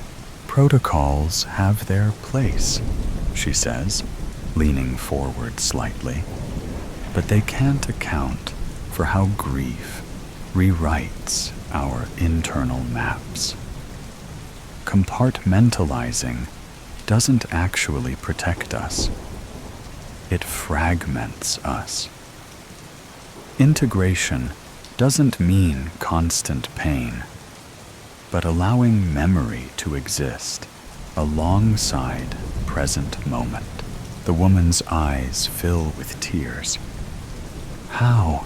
By acknowledging both your professional competence and your profound loss, not as separate identities, but as equally true aspects of who you are now." Later, Mira opens her own case file. She writes, "Subject demonstrates initial success in memory integration.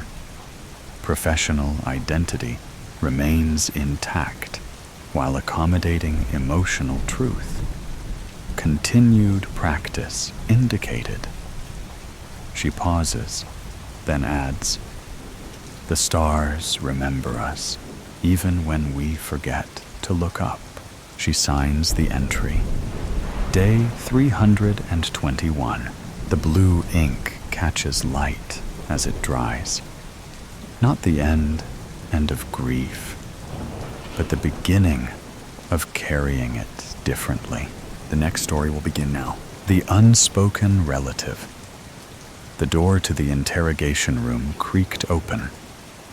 A girl was inside, still in the depths of REM sleep, did not stir.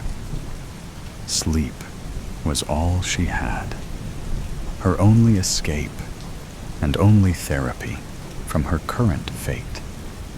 She remained curled up on top of the table like a feline, conserving her energy before the hellhounds would be turned loose on her. Haley, a psychiatrist, made her way into the room. She could see the subject. Emily had insomniac circles around her eyes that made her look like a raccoon almost. Haley felt bad for having to wake her, but if Emily wanted sleep, she would need to talk at some point. She reached out and took Emily's hands in hers. They were callow and clammy. Emily emitted a faint whimper, but her eyes remained closed. Haley let go of her hands and brushed Emily's hair. Emily stirred, and her eyes sluggishly opened. Her dark eyes, with saucers for pupils, studied the green emeralds Haley had for eyes. They remained still, watching, then closed again. "Come on, hun. Time to get up." Haley spoke, lightly shaking her. Emily whimpered and covered her face with her arms. Haley stood and scooped her off the table. She expected a fight, but Emily remained docile in her grasp. Before Haley could put her down, Emily clung to her and rested her head on Haley's shoulder. It was difficult to imagine Emily was capable of what the police were accusing her of.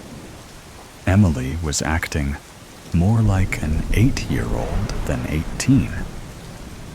That could be cracked up to the recent traumatic experience she endured. She had recently learned who her real father was, after he took her mother, and stepfather hostage. Her mother was currently recovering from injuries in the hospital, while her stepfather had succumbed to his injuries. Emily wailed suddenly, catching Haley off guard. The reaction was so sudden that Haley almost dropped her. "Honey," Emily buried her face in Haley's chest, with heaving sobs that made her tremble all over. Haley rubbed her back and comforted her, something that Emily never got from anyone since they found her in the house. She had passed out with the landline phone still in her grasp, with a split table beneath her that broke her fall. Haley had a job to do here, however, and that was not to comfort a possible suspect. Haley gently pried her off and sat Emily down in a chair. "I'm going to be honest," Haley began. "They suspect you conspired with your father." All the melanin drained from Emily's skin. This couldn't be happening.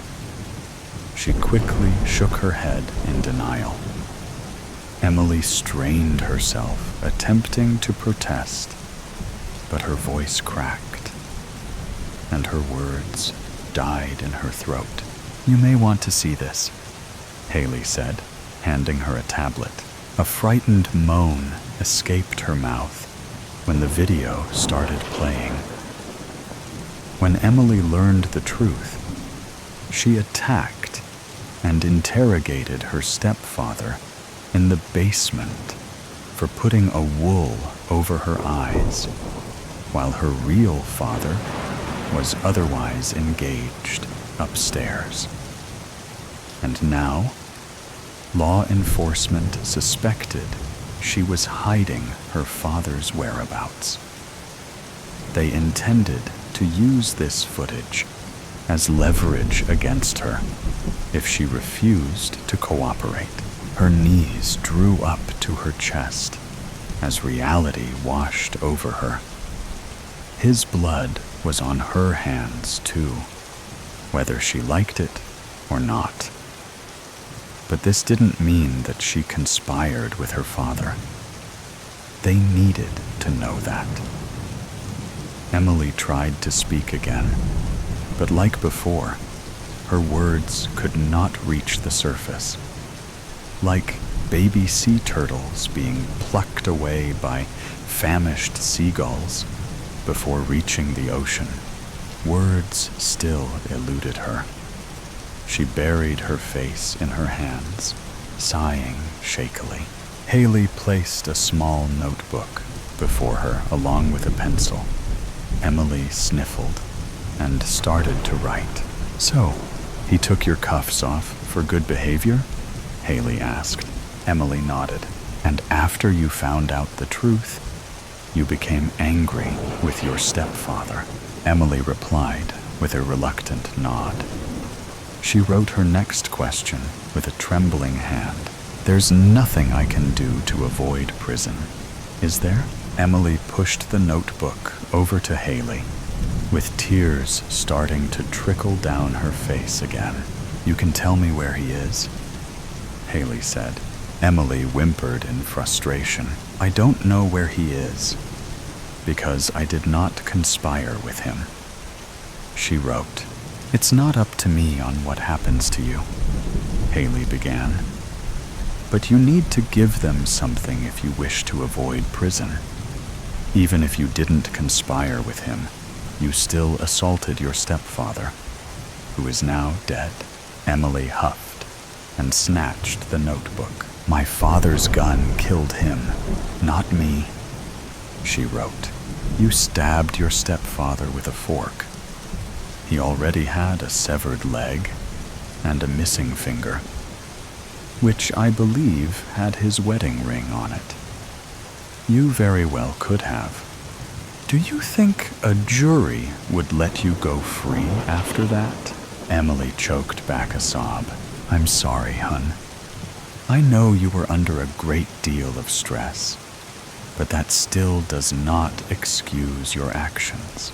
He's one of my teachers in high school, okay? Mr. Black is what he goes by. I'm sure that's how he found out that I was his daughter. Emily wrote, Okay, maybe that will help them find him. Anything else? Haley asked. Please, I need to be there for my mom, so she pulls through.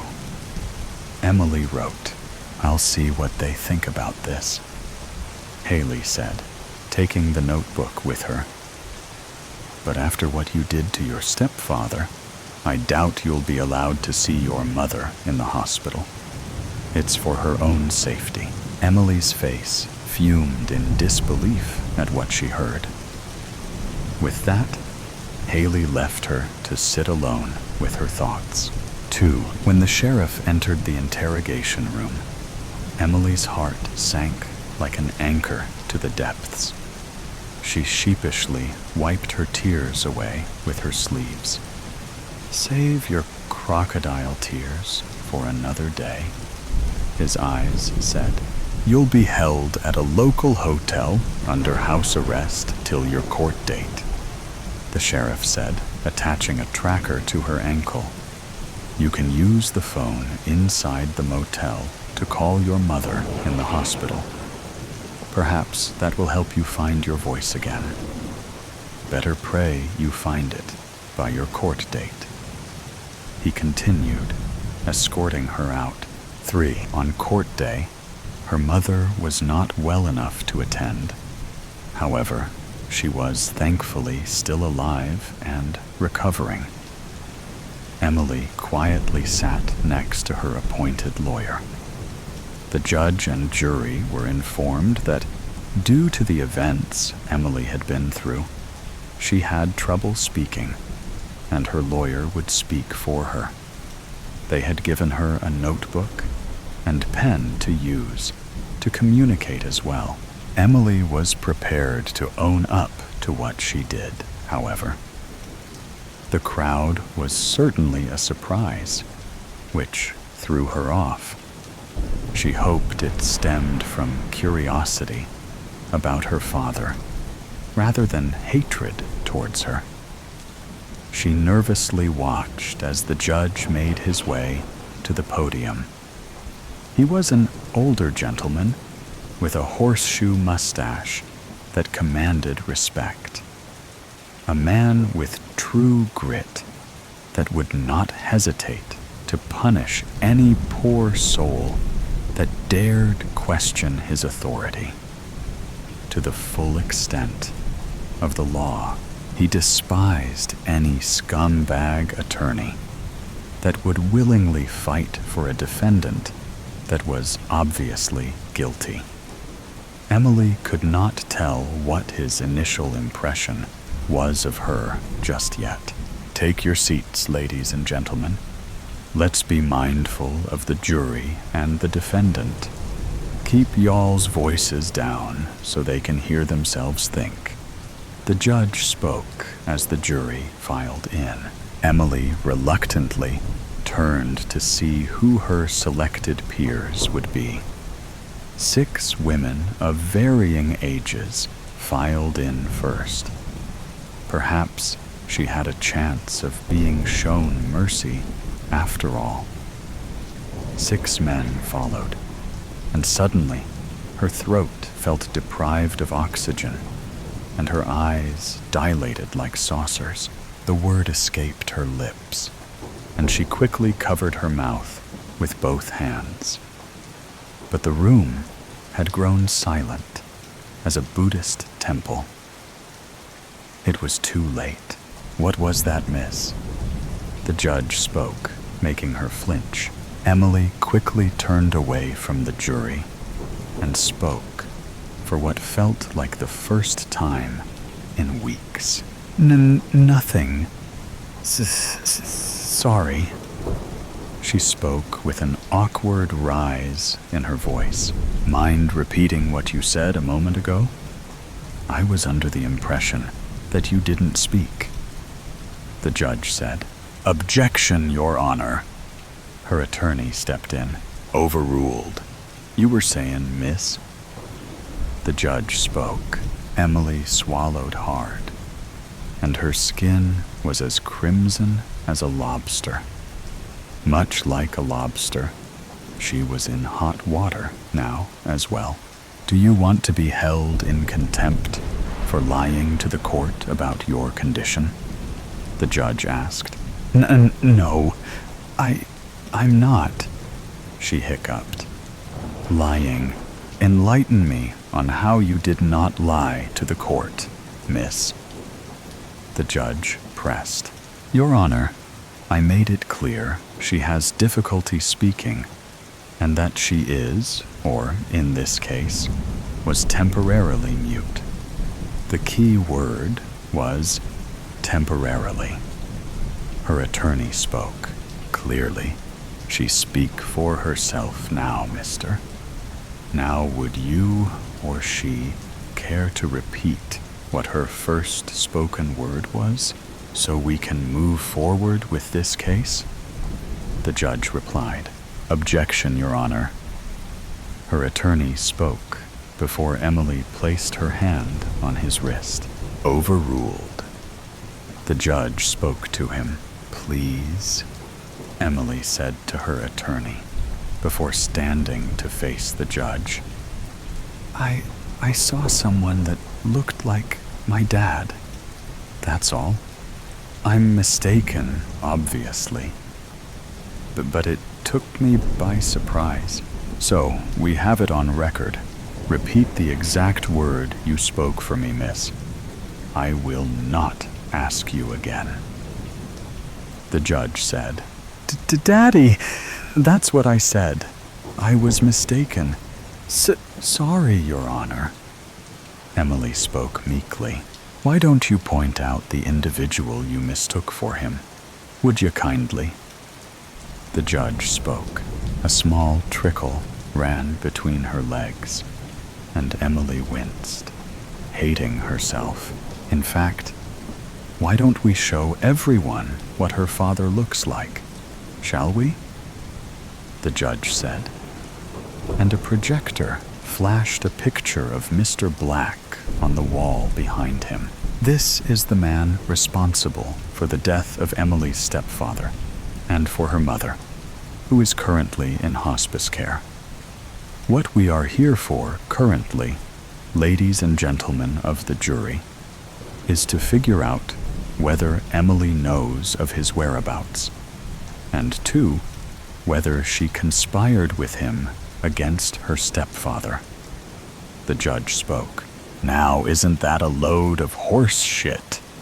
A voice cackled. A man in the jury stood, and Emily's fears were confirmed. His disguise could fool most, but not her. You think she's capable of this? Hell, she couldn't even keep it together when she caught a glance of my face.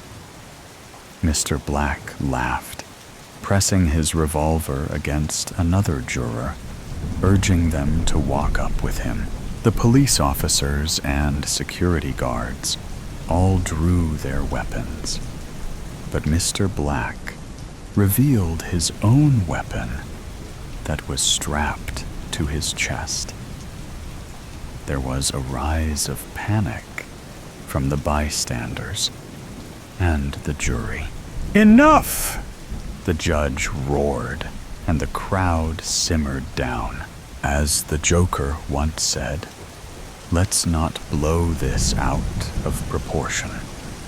I'll only take a moment of your time, one way or another." Mr. Black said, "You've got balls showing your face around here." The judge spoke, "I'm just here to make sure an innocent person doesn't go to jail. Lord knows the law has a way of fucking that up." Mr. Black replied, "I propose an exchange then. You go to jail while she goes free. That, I reckon, is how it should have been all along." The judge said, "Ha! You should go on stage and see how far that joke gets ya." Mr. Black cackled. "What's the plan here? What's your end game?" The judge asked. "It's simple. If you all want to live, you let us leave quietly.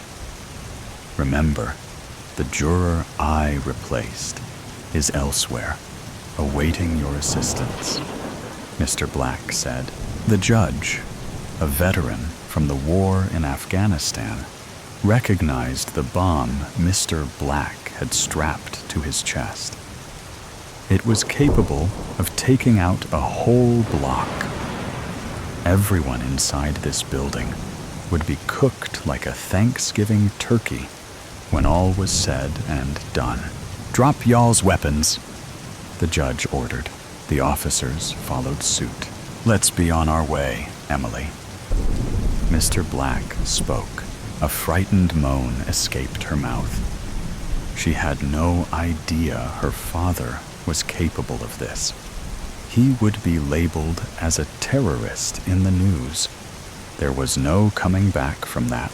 "Don't waste my time, sweetheart," Mr. Black hissed, pressing his revolver against the juror's forehead. Emily whimpered and reluctantly stood up. "Can you tell me where the other juror is before you go?" the judge asked. "Good man," Mr. Black said, opening the door to the judge's quarters. Through there was a quick exit to the parking lot. "I left a note with an address under my juror seat. If anyone stops me, that place will blow too," Mr. Black said. Emily gagged as her nerves started getting the better of her. This was all too much to take in. But Mr. Black tugged her inside by the collar of her shirt, urging her to keep moving, and they ran to the exit door. Outside, there were 2 cars waiting for them. Mr. Black shoved his hostage to the floor and slammed the door shut behind him. Emily eyed both cars in confusion. She yelped when she felt something hot sting her arm. Emily looked up at her father as everything around her grew brighter. "Why?" she whimpered. "Can't risk you having second thoughts," Mr. Black replied with a wink, removing the small needle from her arm. Emily was too weak to resist when he laid her down in the back seat of a Chrysler 300. He rode in a different car, and she passed out before they drove away. 4. Emily awoke with a start in what felt like another lifetime. She was cocooned in a hammock, ready to hatch into a new life, it seemed. Her sluggish eyes registered a clustered forest of coconut palms around her, and a man sitting at a nearby table. He wore a straw hat and was sipping on a pina colada. "Welcome back," Mr. Black said. The ocean was a shimmering shade of teal in the sunlight, roaring in the distance. "Is Mom okay?" Emily slurred. "She'll be fine," Mr. Black said. "But she'll need her distance for some time before she forgives us. We think it's over, but in fact, it's just begun. The next story will thrill you in a completely different way.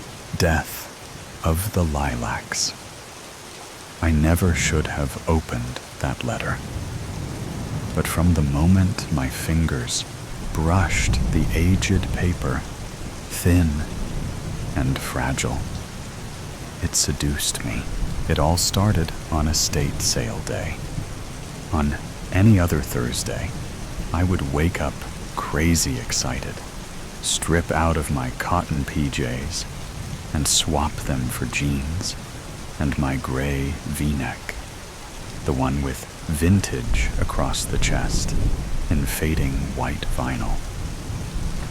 I would appreciate the scent of the fresh lilacs that had just bloomed outside my window, their enchanting aroma drifting in as a passenger on the early morning breeze. Then I'd head out for a long, adventurous day of treasure hunting.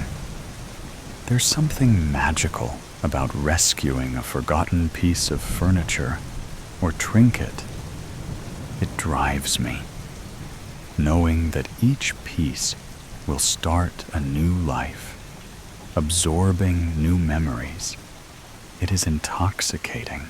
But that Thursday, I woke up with an uneasy feeling that I immediately brushed off, assuming it was residual bad dream funk. Through my vintage lace curtains, I could see evidence of a cloudy day, doing nothing to brighten my spirit or improve my mood.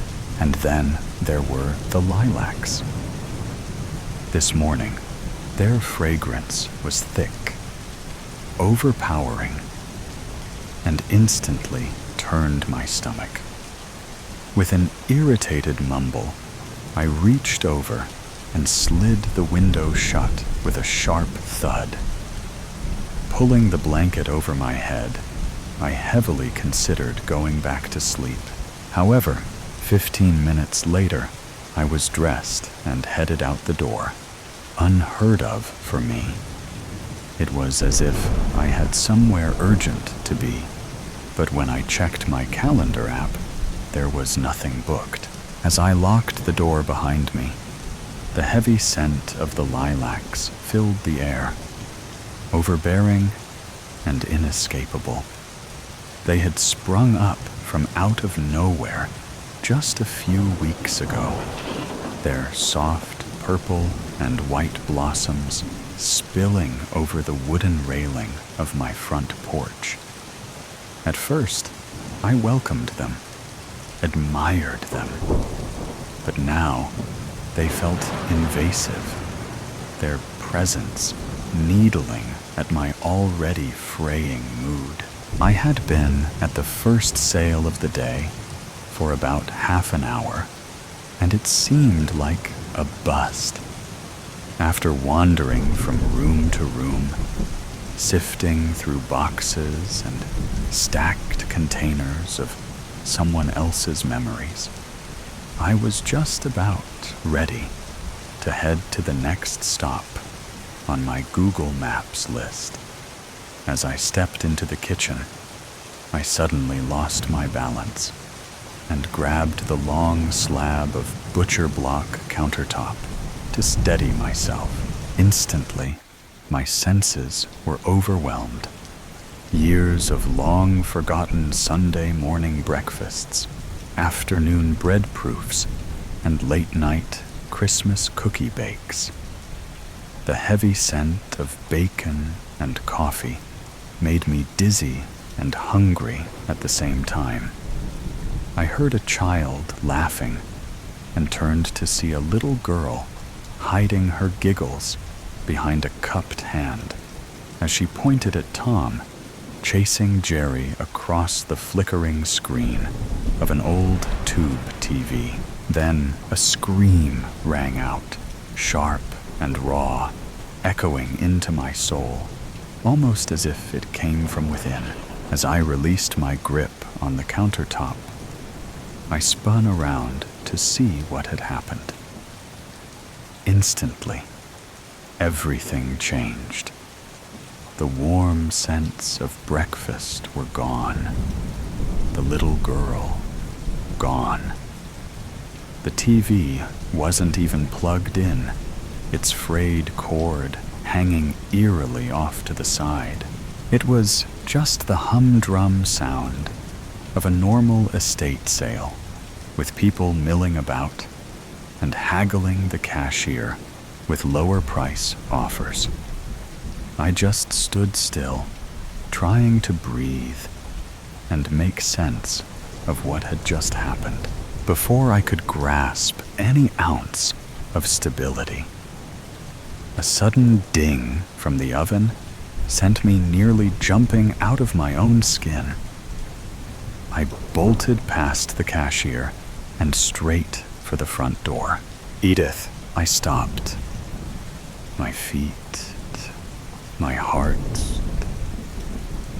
and my breath. Everything just stopped. My body turned and drifted past the "Watch Your Step" sign as I felt pulled down the wooden steps into the garage. It sat still, empty of people, empty of life, yet oddly full of the scent of lilacs. Why couldn't I escape it? I hadn't been in this room yet. I had peeked inside earlier, but it seemed full of things I usually ignored. Pesticides, old mulch, motor oil, nothing that belonged in an antique booth. Yet here I was, drowning in the scent of lilacs with not a bloom in sight. Why had I come? I wanted to leave. All at once, sunlight pushed its way through the clear glass windows of the garage door, spilling onto a small, frail woman seated at the desk in front of me.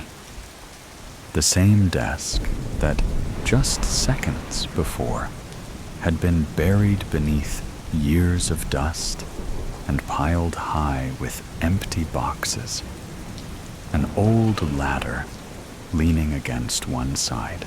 All of that was gone now, and I could smell breakfast again. "Edith, I work all day to put food on this table. You think it's gonna cook itself?" The dark voice boomed behind me. I flinched, but couldn't tear my eyes from her. The woman turned and looked right at me. And then, after just a second of recognition, right through me, she turned back to the desk and in a swift, almost frantic motion, shoved a piece of paper into an envelope. I heard her whispering something, but the words were too soft to make out. "Damn it, woman, where are you?" came the voice from the top of the stairs. My instinct was to spin around, to see him, but my eyes stayed fixed on Edith. She was facing me now, her gaze moving down the staircase as he came down. "You know better than to keep me waiting," he said, his words rolling down the back of my neck like sap oozing from a wounded sweet gum tree.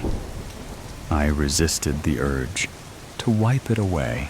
Edith slid her trembling hands into her apron. Her gray eyes hovered just above my head, steady in his direction. Slowly, her shoulders curled back, pushing her tiny frame to stand tall. Her chin lifted just enough to prove her fortitude.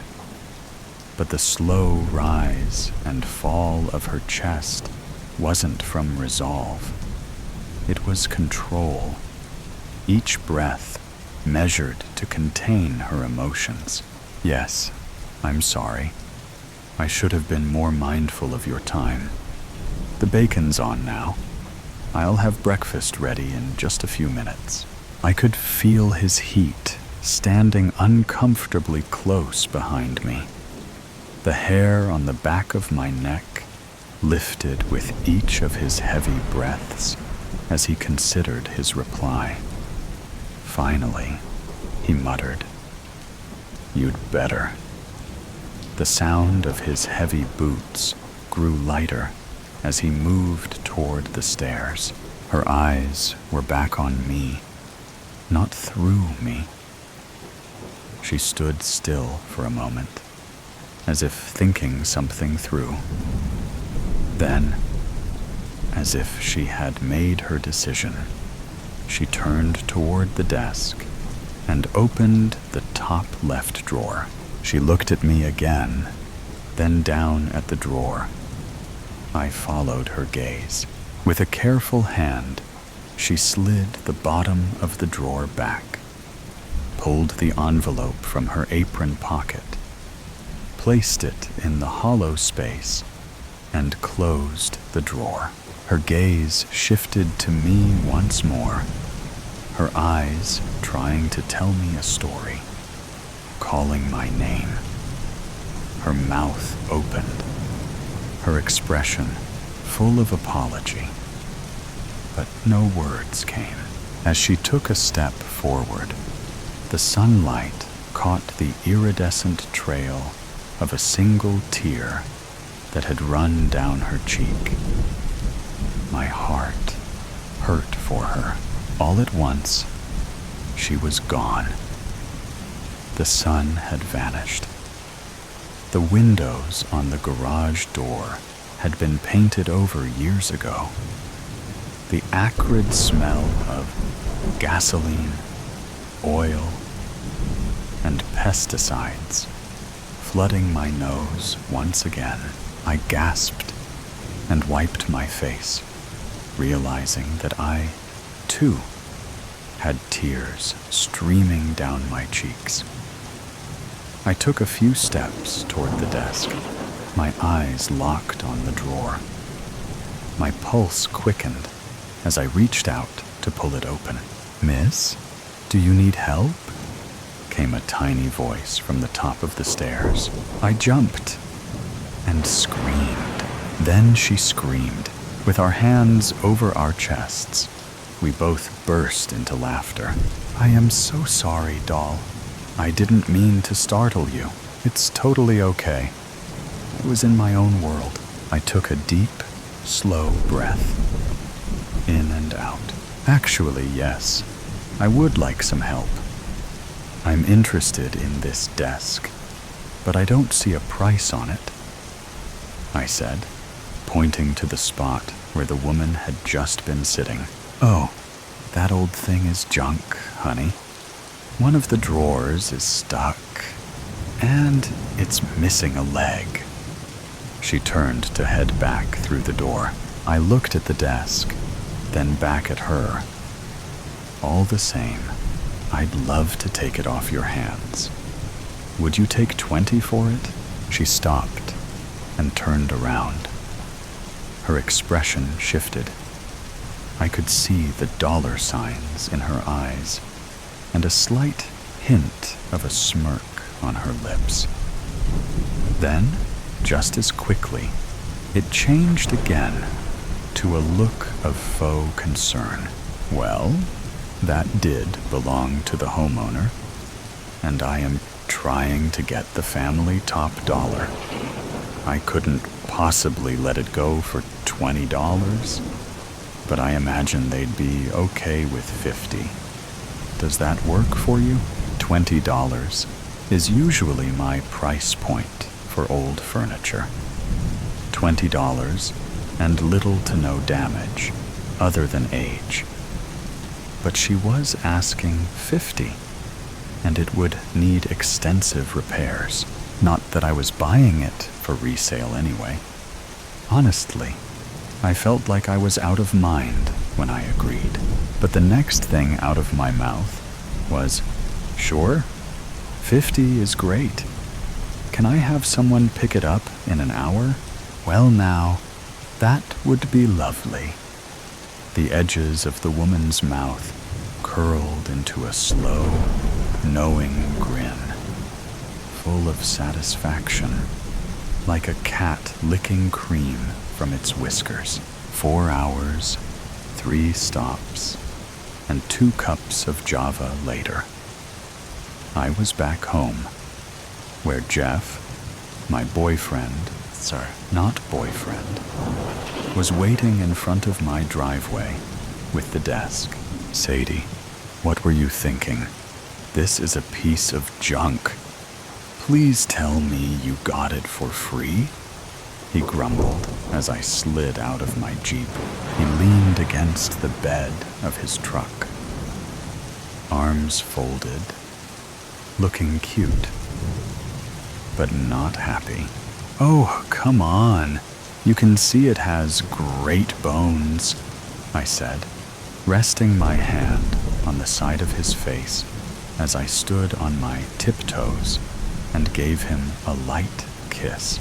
He looked into my eyes, sighed, and wrapped his arms around me. "You owe me," I smiled. "Okay, where do you want this thing?" "Back porch, please. Why don't you go make us something to eat while I do your dirty work?" "You got it," I said with a wink. As I walked up the sidewalk, my stomach sank. The lilacs, so full and lush just hours ago, were dead. Their once vibrant petals had shriveled, decay clinging to them, burnishing the edges with shadow. Even though it felt morbid, I reached out to brush one with my fingertip. It crumbled to dust, carried away on the wind. I had enjoyed them while they lasted, until this morning. Now, an ominous feeling settled in my chest, hauntingly familiar, though I couldn't understand why. The scent had been overwhelming earlier, almost stifling, and while I didn't necessarily want them back, their sudden decay felt oddly personal. 10 minutes later, we sat on the back patio, eating lunch and staring at the desk. I debated whether I should tell him about what I had experienced earlier. We had been seeing each other for about 6 months, and things were going mostly okay. He didn't want to put a label on things, which felt like a little bit of a red flag, but I wanted to see where things went a little longer. He had some great qualities. Only time would tell if they outweighed the rest. I really did want things to progress between us, and they say communication is key. So I decided to tell him. As I told him the story, he ate his chicken salad sandwich and slurped his lemonade, his eyes fixed on me, except for the occasional glance at the desk. When my story was over, He wiped his mouth with one of my daisy-covered napkins, downed the rest of his lemonade, and said, "Well then, let's get this drawer open." He made quick work of the stuck drawer, and after searching for only a second, found the notch that slid back the false bottom. I couldn't believe it. The false bottom alone was a stretch, but seeing the letter sitting there in real life, insane. I reached into the drawer and picked up the envelope, my hands trembling, just as Edith's had, but for different reasons. The paper was aged, its edges rough and slightly brittle. I turned it over, lifted the flap, and slowly pulled out the lilac-colored paper, careful not to damage it. Hauntingly beautiful.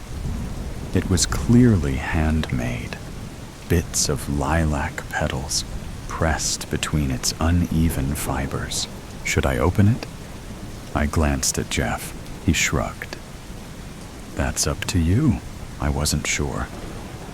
Edith's eyes had been haunted, and while part of me felt like I was meant to open the letter, another part couldn't shake the sadness in her eyes.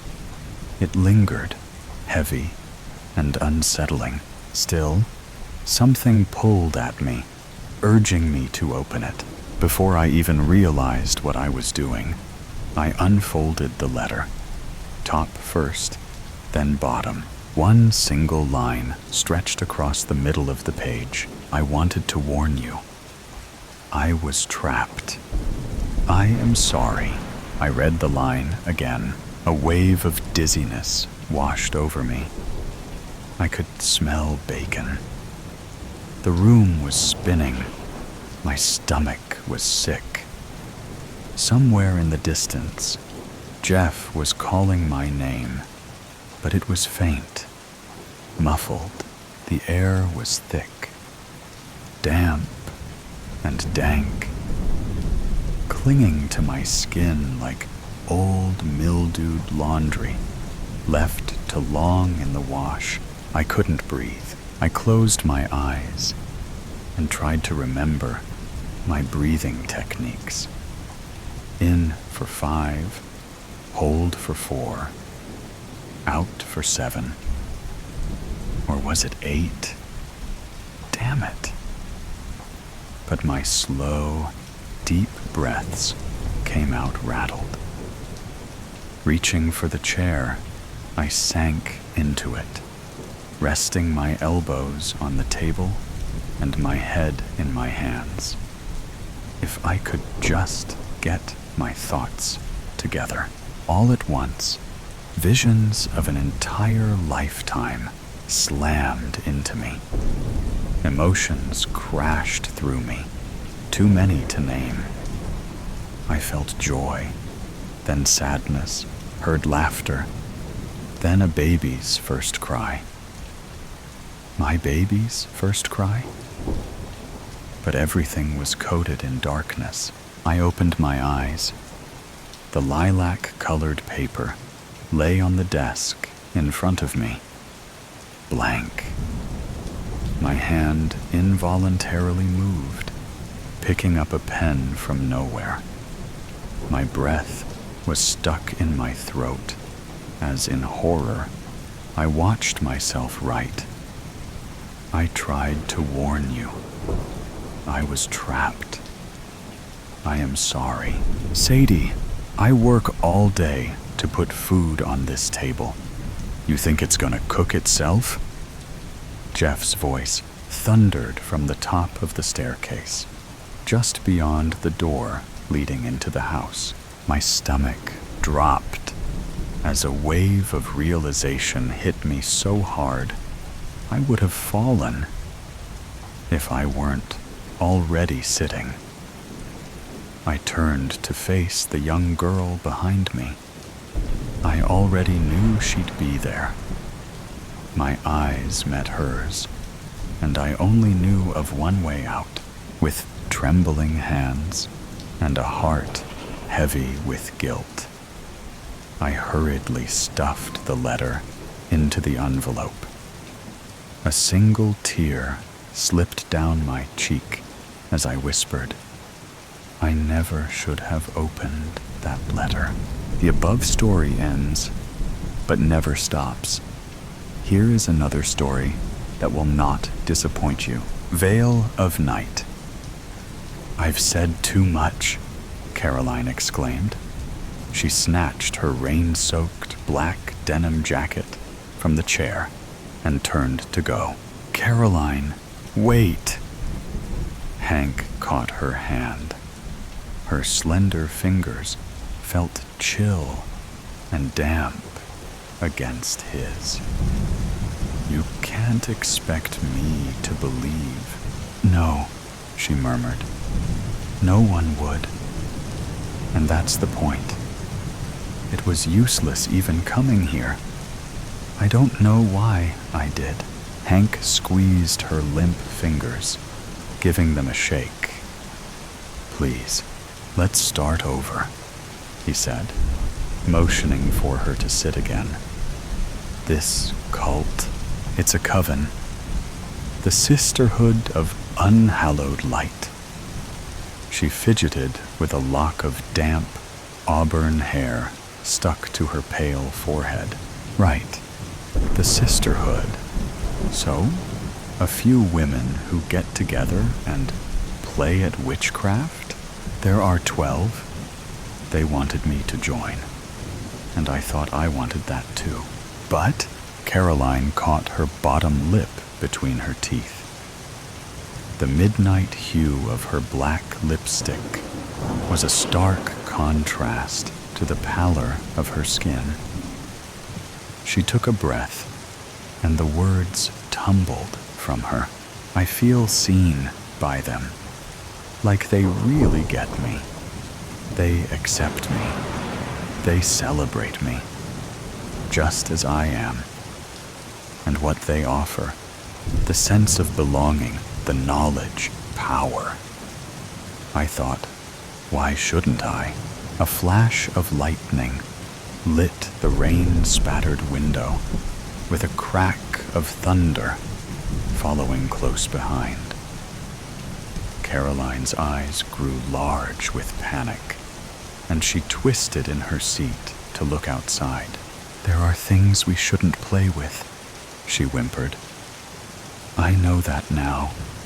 I've completed 2 of the 3 initiation rituals with the Sisterhood.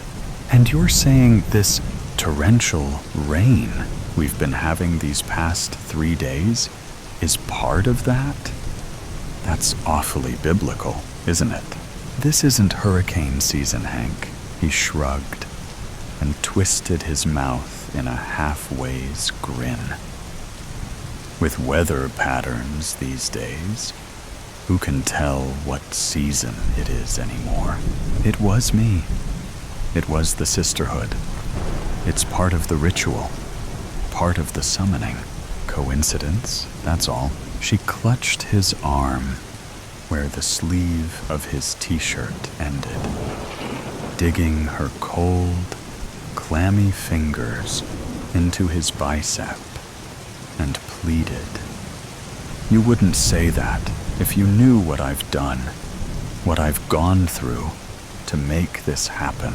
Caroline, she let go of Hank's arm and fumbled with the top buttons of her black shirt. Yanking one half of it to her left side, she exposed part of her chest. A long vertical slash was bisected by a shorter one, forming an inverted cross over her heart. The 2 slashes stood out as angry purplish-red marks on her otherwise smooth, pale flesh, and were knitted together with black stitches. They made me promise my heart to Valthus, the formless entity of writhing darkness whom they worship. Hank stared for a moment, then sputtered. Valthis? Your heart? Come on, Caroline. What? Am I supposed to believe they've cut out your heart? Isn't it usually the soul these sort of fanatics are after? Caroline grasped Hank's fingers in her trembling hand and placed his palm over the wound on her chest. Her skin was unnaturally cool. He held his hand there for a moment, then brought his fingers up to her throat, feeling for a pulse. Another clap of thunder startled them both. Hank pulled his hand from Caroline's neck. He stared at her in disbelief, saying, "This is some kind of joke. A prank. It's not real. How could you be here telling me all this if they've taken out your heart?" "I don't know," she sobbed. "But I think I've made an awful mistake. You've got to help me. Promise you won't let them take me." "No, of course not. Where would they take you anyway? A hospital? It's an abandoned old church, Blackthorn Chapel. They want to take me there for the final ritual," Caroline said. "To complete the summoning of Valthis, they need to make an offering of the heart." "But aren't you supposed to be joining them? Becoming one of their coven? This sounds more like a sacrifice." "Yes, it does. They told me it was my initiation, but..." Caroline trailed off, turning to stare at the rain beating against the window. In a low whisper, she continued, "Now I'm not so sure. That's why I'm frightened." The blinding flash of light lit up the nearby window, and a deafening roar of thunder shook the house. A loud crash followed. Nearby, a car horn began sounding, repeating its alarm annoyingly. Hank leapt to his feet and crossed the room to look outside. Christ, that was close. The tree next door has split nearly in two.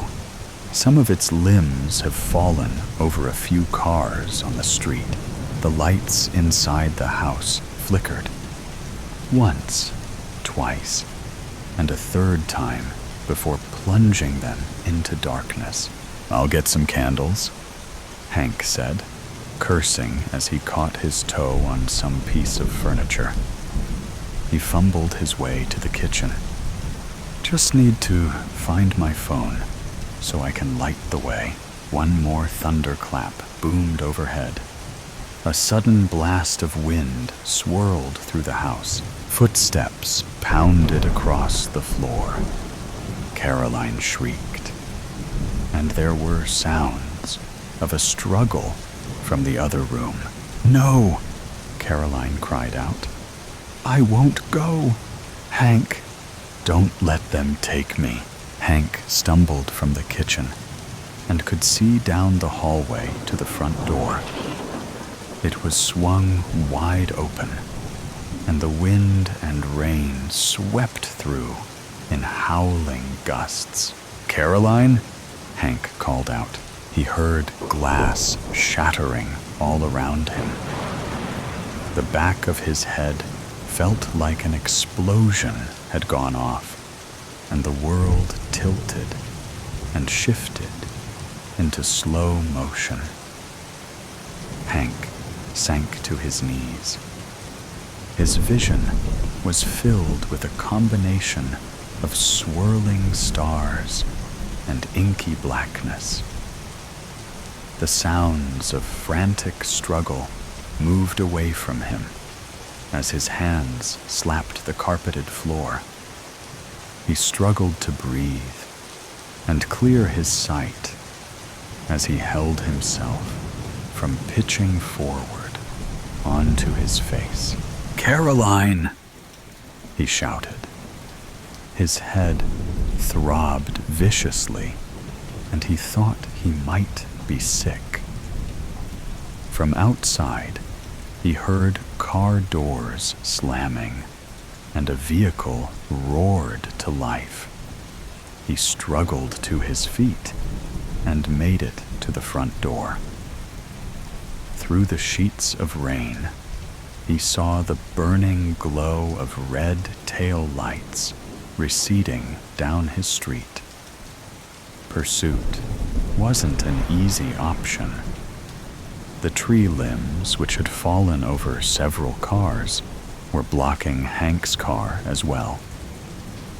He slashed at them with a hatchet he had stowed in his camping gear.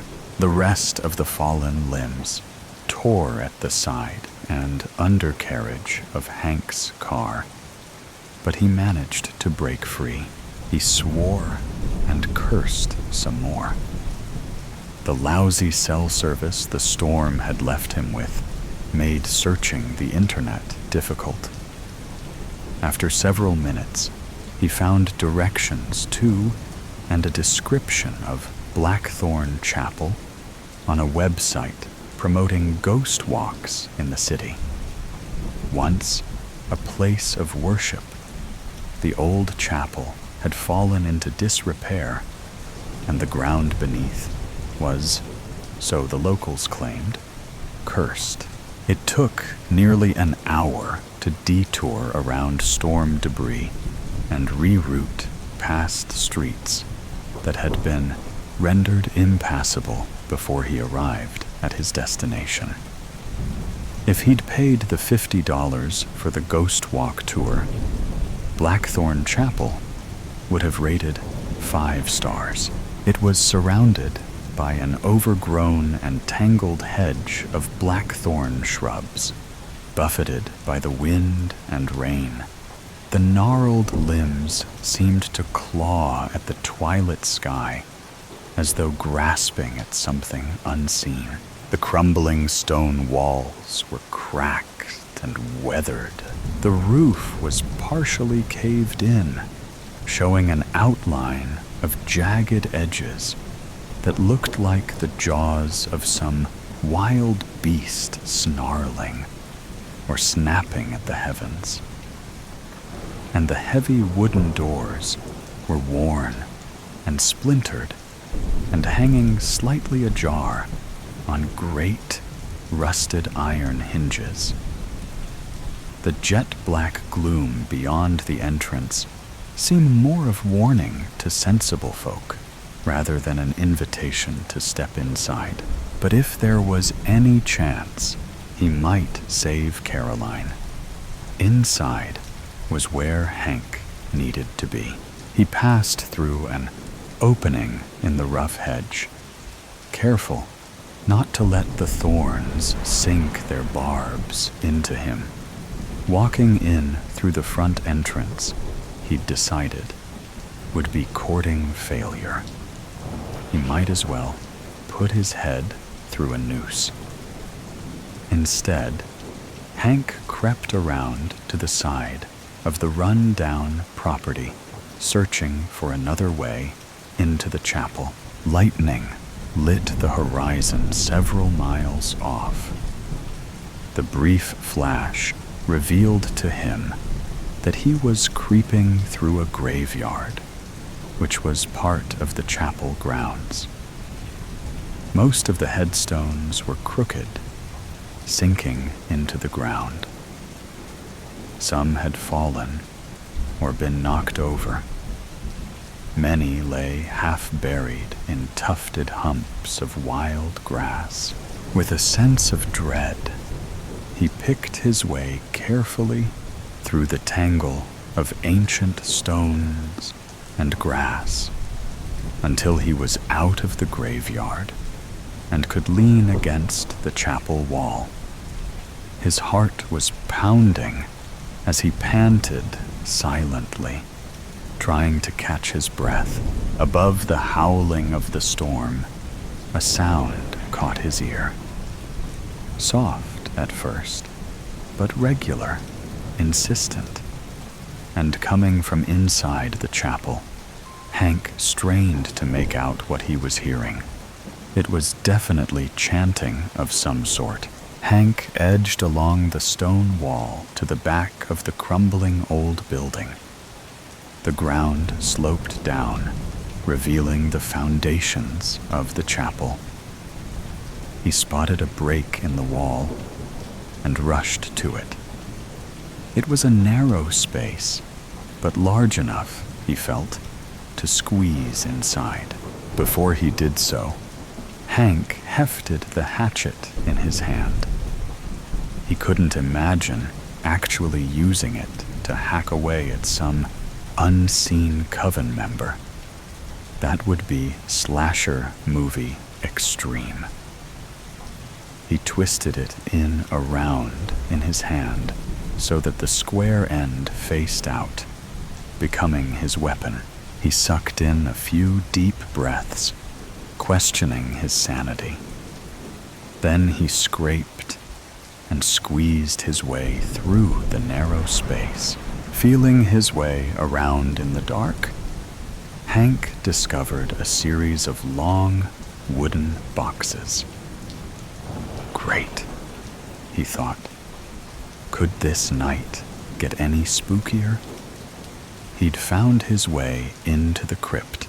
It took him a few minutes to pick his way around, but he eventually found a set of stairs leading to the proper part of the chapel. This was one of the cloisters, or side chapels. The chanting was more distinct.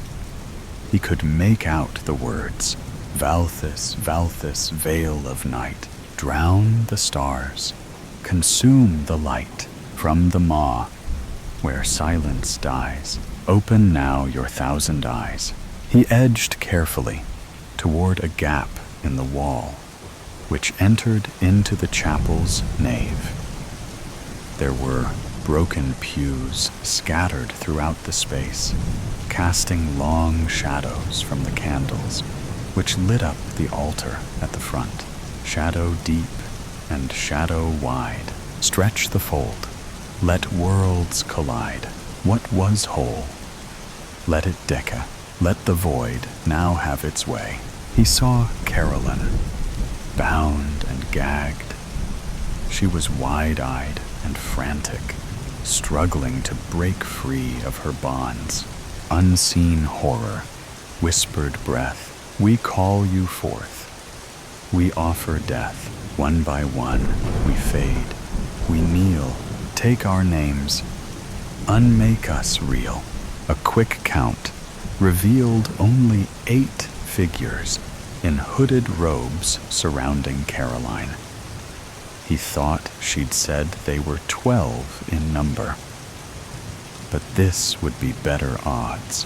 Hank hefted the hatchet in his hand one more time, feeling as confident as a person could ever be faced with such a scene.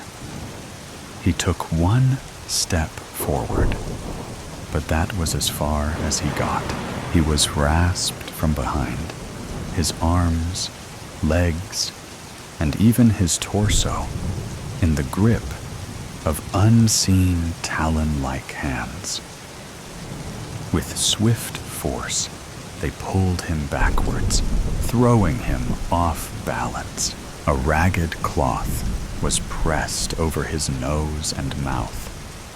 He struggled and tried to scream. Then blackness engulfed him. When he came to, Hank found he was now stretched out over the altar. His hands and feet were bound. Looking up, he could see eerie shadows playing across the vaulted arch above. "I'm sorry, Hank," Caroline said. "I had to do it." He snapped his head around in the direction of her voice and saw she was standing to his left. She held a long, curved dagger in her hands. The other coven members, all 12 of them now, were surrounding him. We needed a heart to complete my initiation and call down Valthis. He thought he'd known fear earlier in his pursuit of Caroline's attackers. Now, a choking sensation that felt like ice was spreading through his chest. In his head, Hank shouted Caroline's name, but the gag in his mouth prevented him from getting that or any other words that followed out. The coven members began to chant once more, "Valthis, Valthis, veil of night, drown the stars, consume the light." Thank you for being here to listen with me. Let's enjoy the new story together, Runaway Bride. Hopping onto a random train in the middle of the night was not the best idea Elise ever had. Not her worst, but a close second to when she was 13 and slept in the library overnight, only to wake up surrounded by cleaning pixies, surrounded by luggage and the smell of old clothes. She shifts her legs to avoid having them fall asleep before the train reaches the next stop. In other carts, there are no doubt people dining and laughing with glasses of champagne in their hands. She wishes she could join them in their revelry, but leaving her hiding space in a torn, dirt-stained wedding dress won't bring her the right sort of attention. Elise only wanted to be sure that no one had altered it without her knowledge, like her mother-in-law-to-be threatened to do when she failed to convince her to wear her gaudy dress from her own wedding. She didn't expect to hear screaming from the adjacent room when she tested how it fit. Glass bottles filled with wine for the guests breaking against the adjoining walls, the cries only stopping at the sound of a sickening thud. Her groom's voice only relieved her for a moment before she heard it discuss where to dispose of the body. She acted on instinct, opening a window and running until she found the train ready to depart. Tears come unbidden after what feels like centuries, thinking of only escape and surviving. Her plans of marrying the man of her dreams are now as broken as her heart. Her eyes grow heavy after her sorrow drains her of tears that further stained her once beautiful white gown. Not even the pain in her blooded feet could keep her awake as adrenaline faded from her body, replaced with exhaustion. Time passes her by as she slept, leaving her ignorant to the moment when the train stops and she's no longer alone. Someone large and strong grabs her, pulling her forward to the point where she nearly falls. Despite her panicked cries, Elise is dragged across the floor, her body already sore from her escape, her limbs unable to move from the mixture of fear and defeat. This is it, my end. They'll take me back to the estate, if not the chapel. My murderous groom will say I'm just a frightened bride with cold feet. And then it will be my body buried somewhere unknown. No one will know I'm missing until I'm nothing but bones. They take her into a train cart filled with people in fancy clothes, tossing her into an empty booth, her head falling against the window exposing the darkness she used to cover her escape. She doesn't recognize the area behind the glass. Nothing but trees with no sign of human influence. Despite the throbbing in her skull, Elise turns her head to the gawking crowd staring back at her in confusion and horror, their meal interrupted by her unexpected entrance. Only a lone man in a trench coat and wide-brimmed hat has a neutral expression when looking at her. "Is this everyone?" the man asks a uniformed man, the one she assumes brought her here. "Yes, sir. All the passengers are accounted for, and our stowaway." "Any sign of the necklace?" "No, sir." The man in the trench coat sighs in frustration. Elise shrinks into herself as the eyes surrounding her seem to search through her soul. "Who is she?" one whispers. "I don't know. I don't recognize her." "Wait, isn't there a wedding this morning?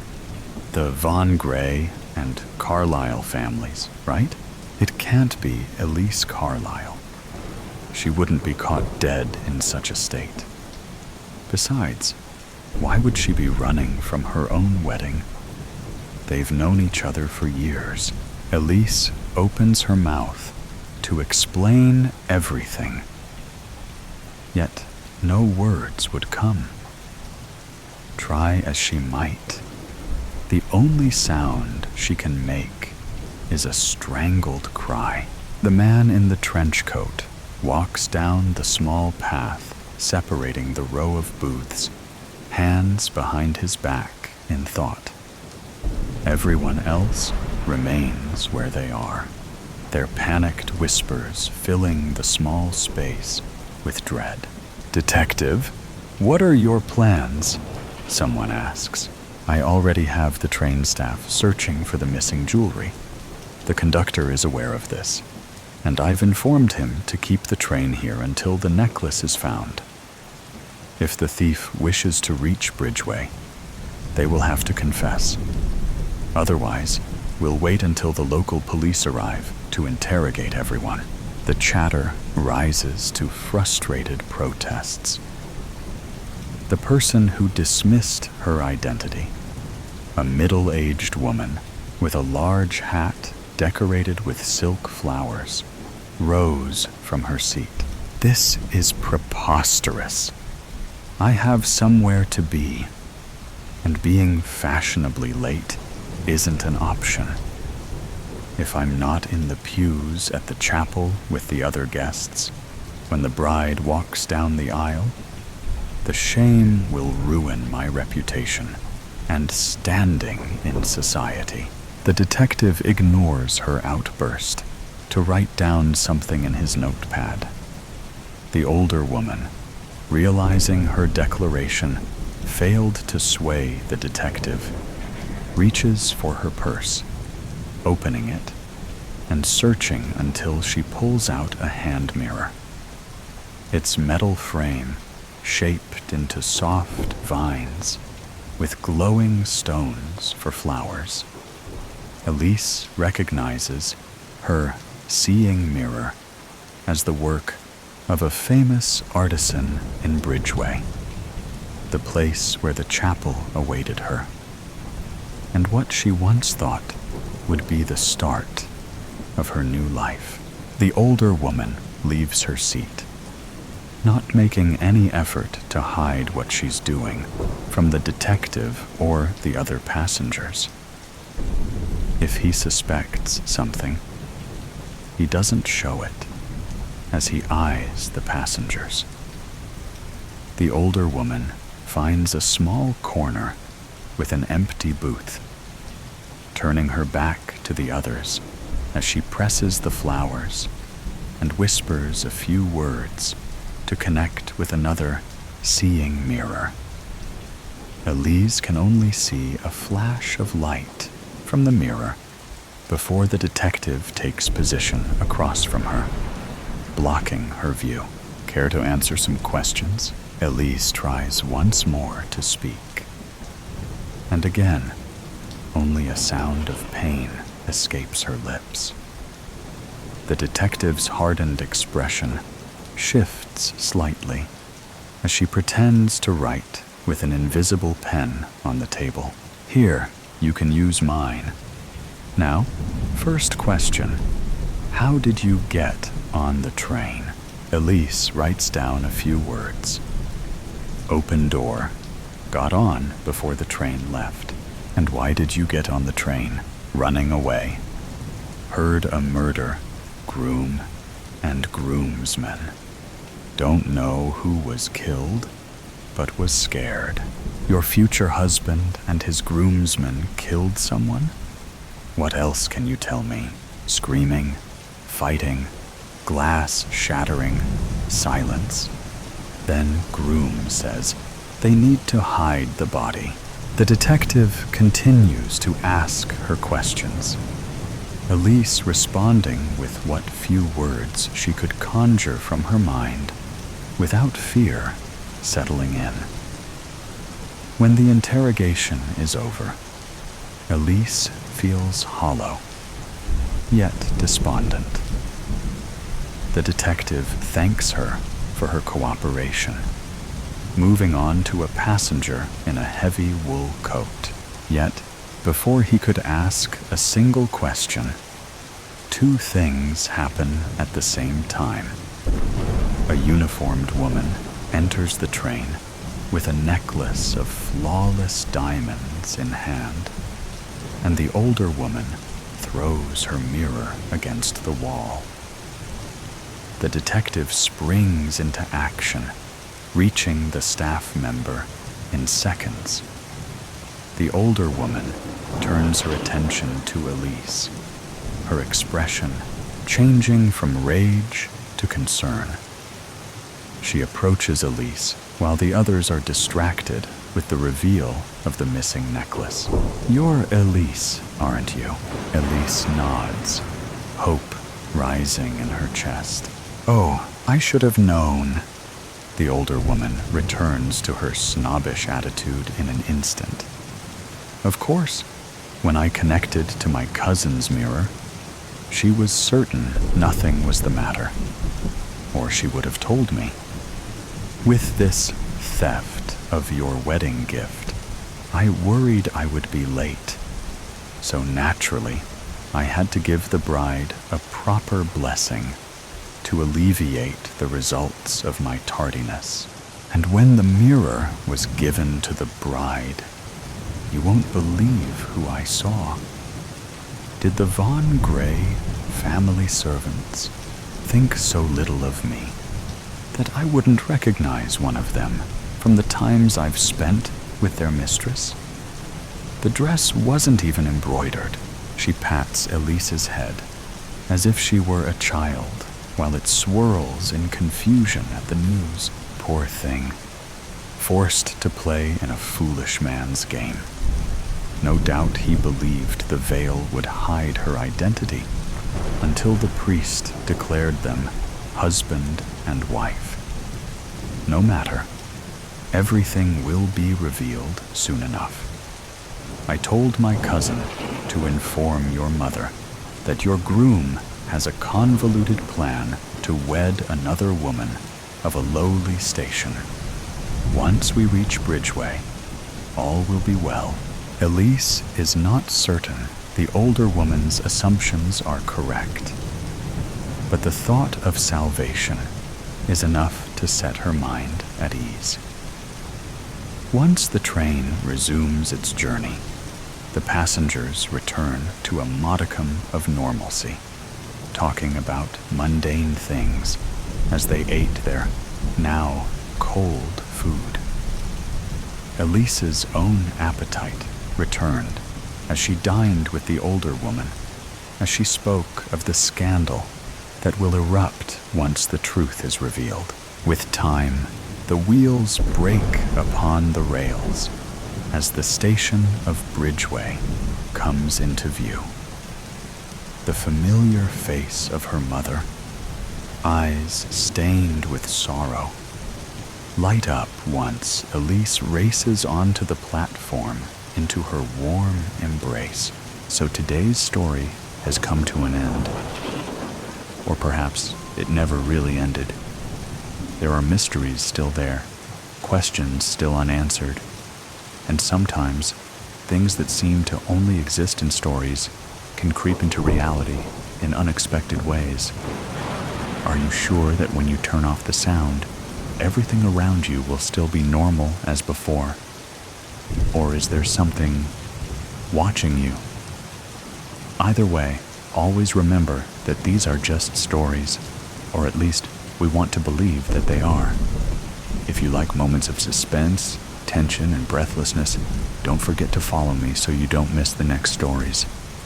And next time, when you come back, make sure you are ready, because what awaits you may be even scarier than you thought. See you again if you still have the courage to continue listening.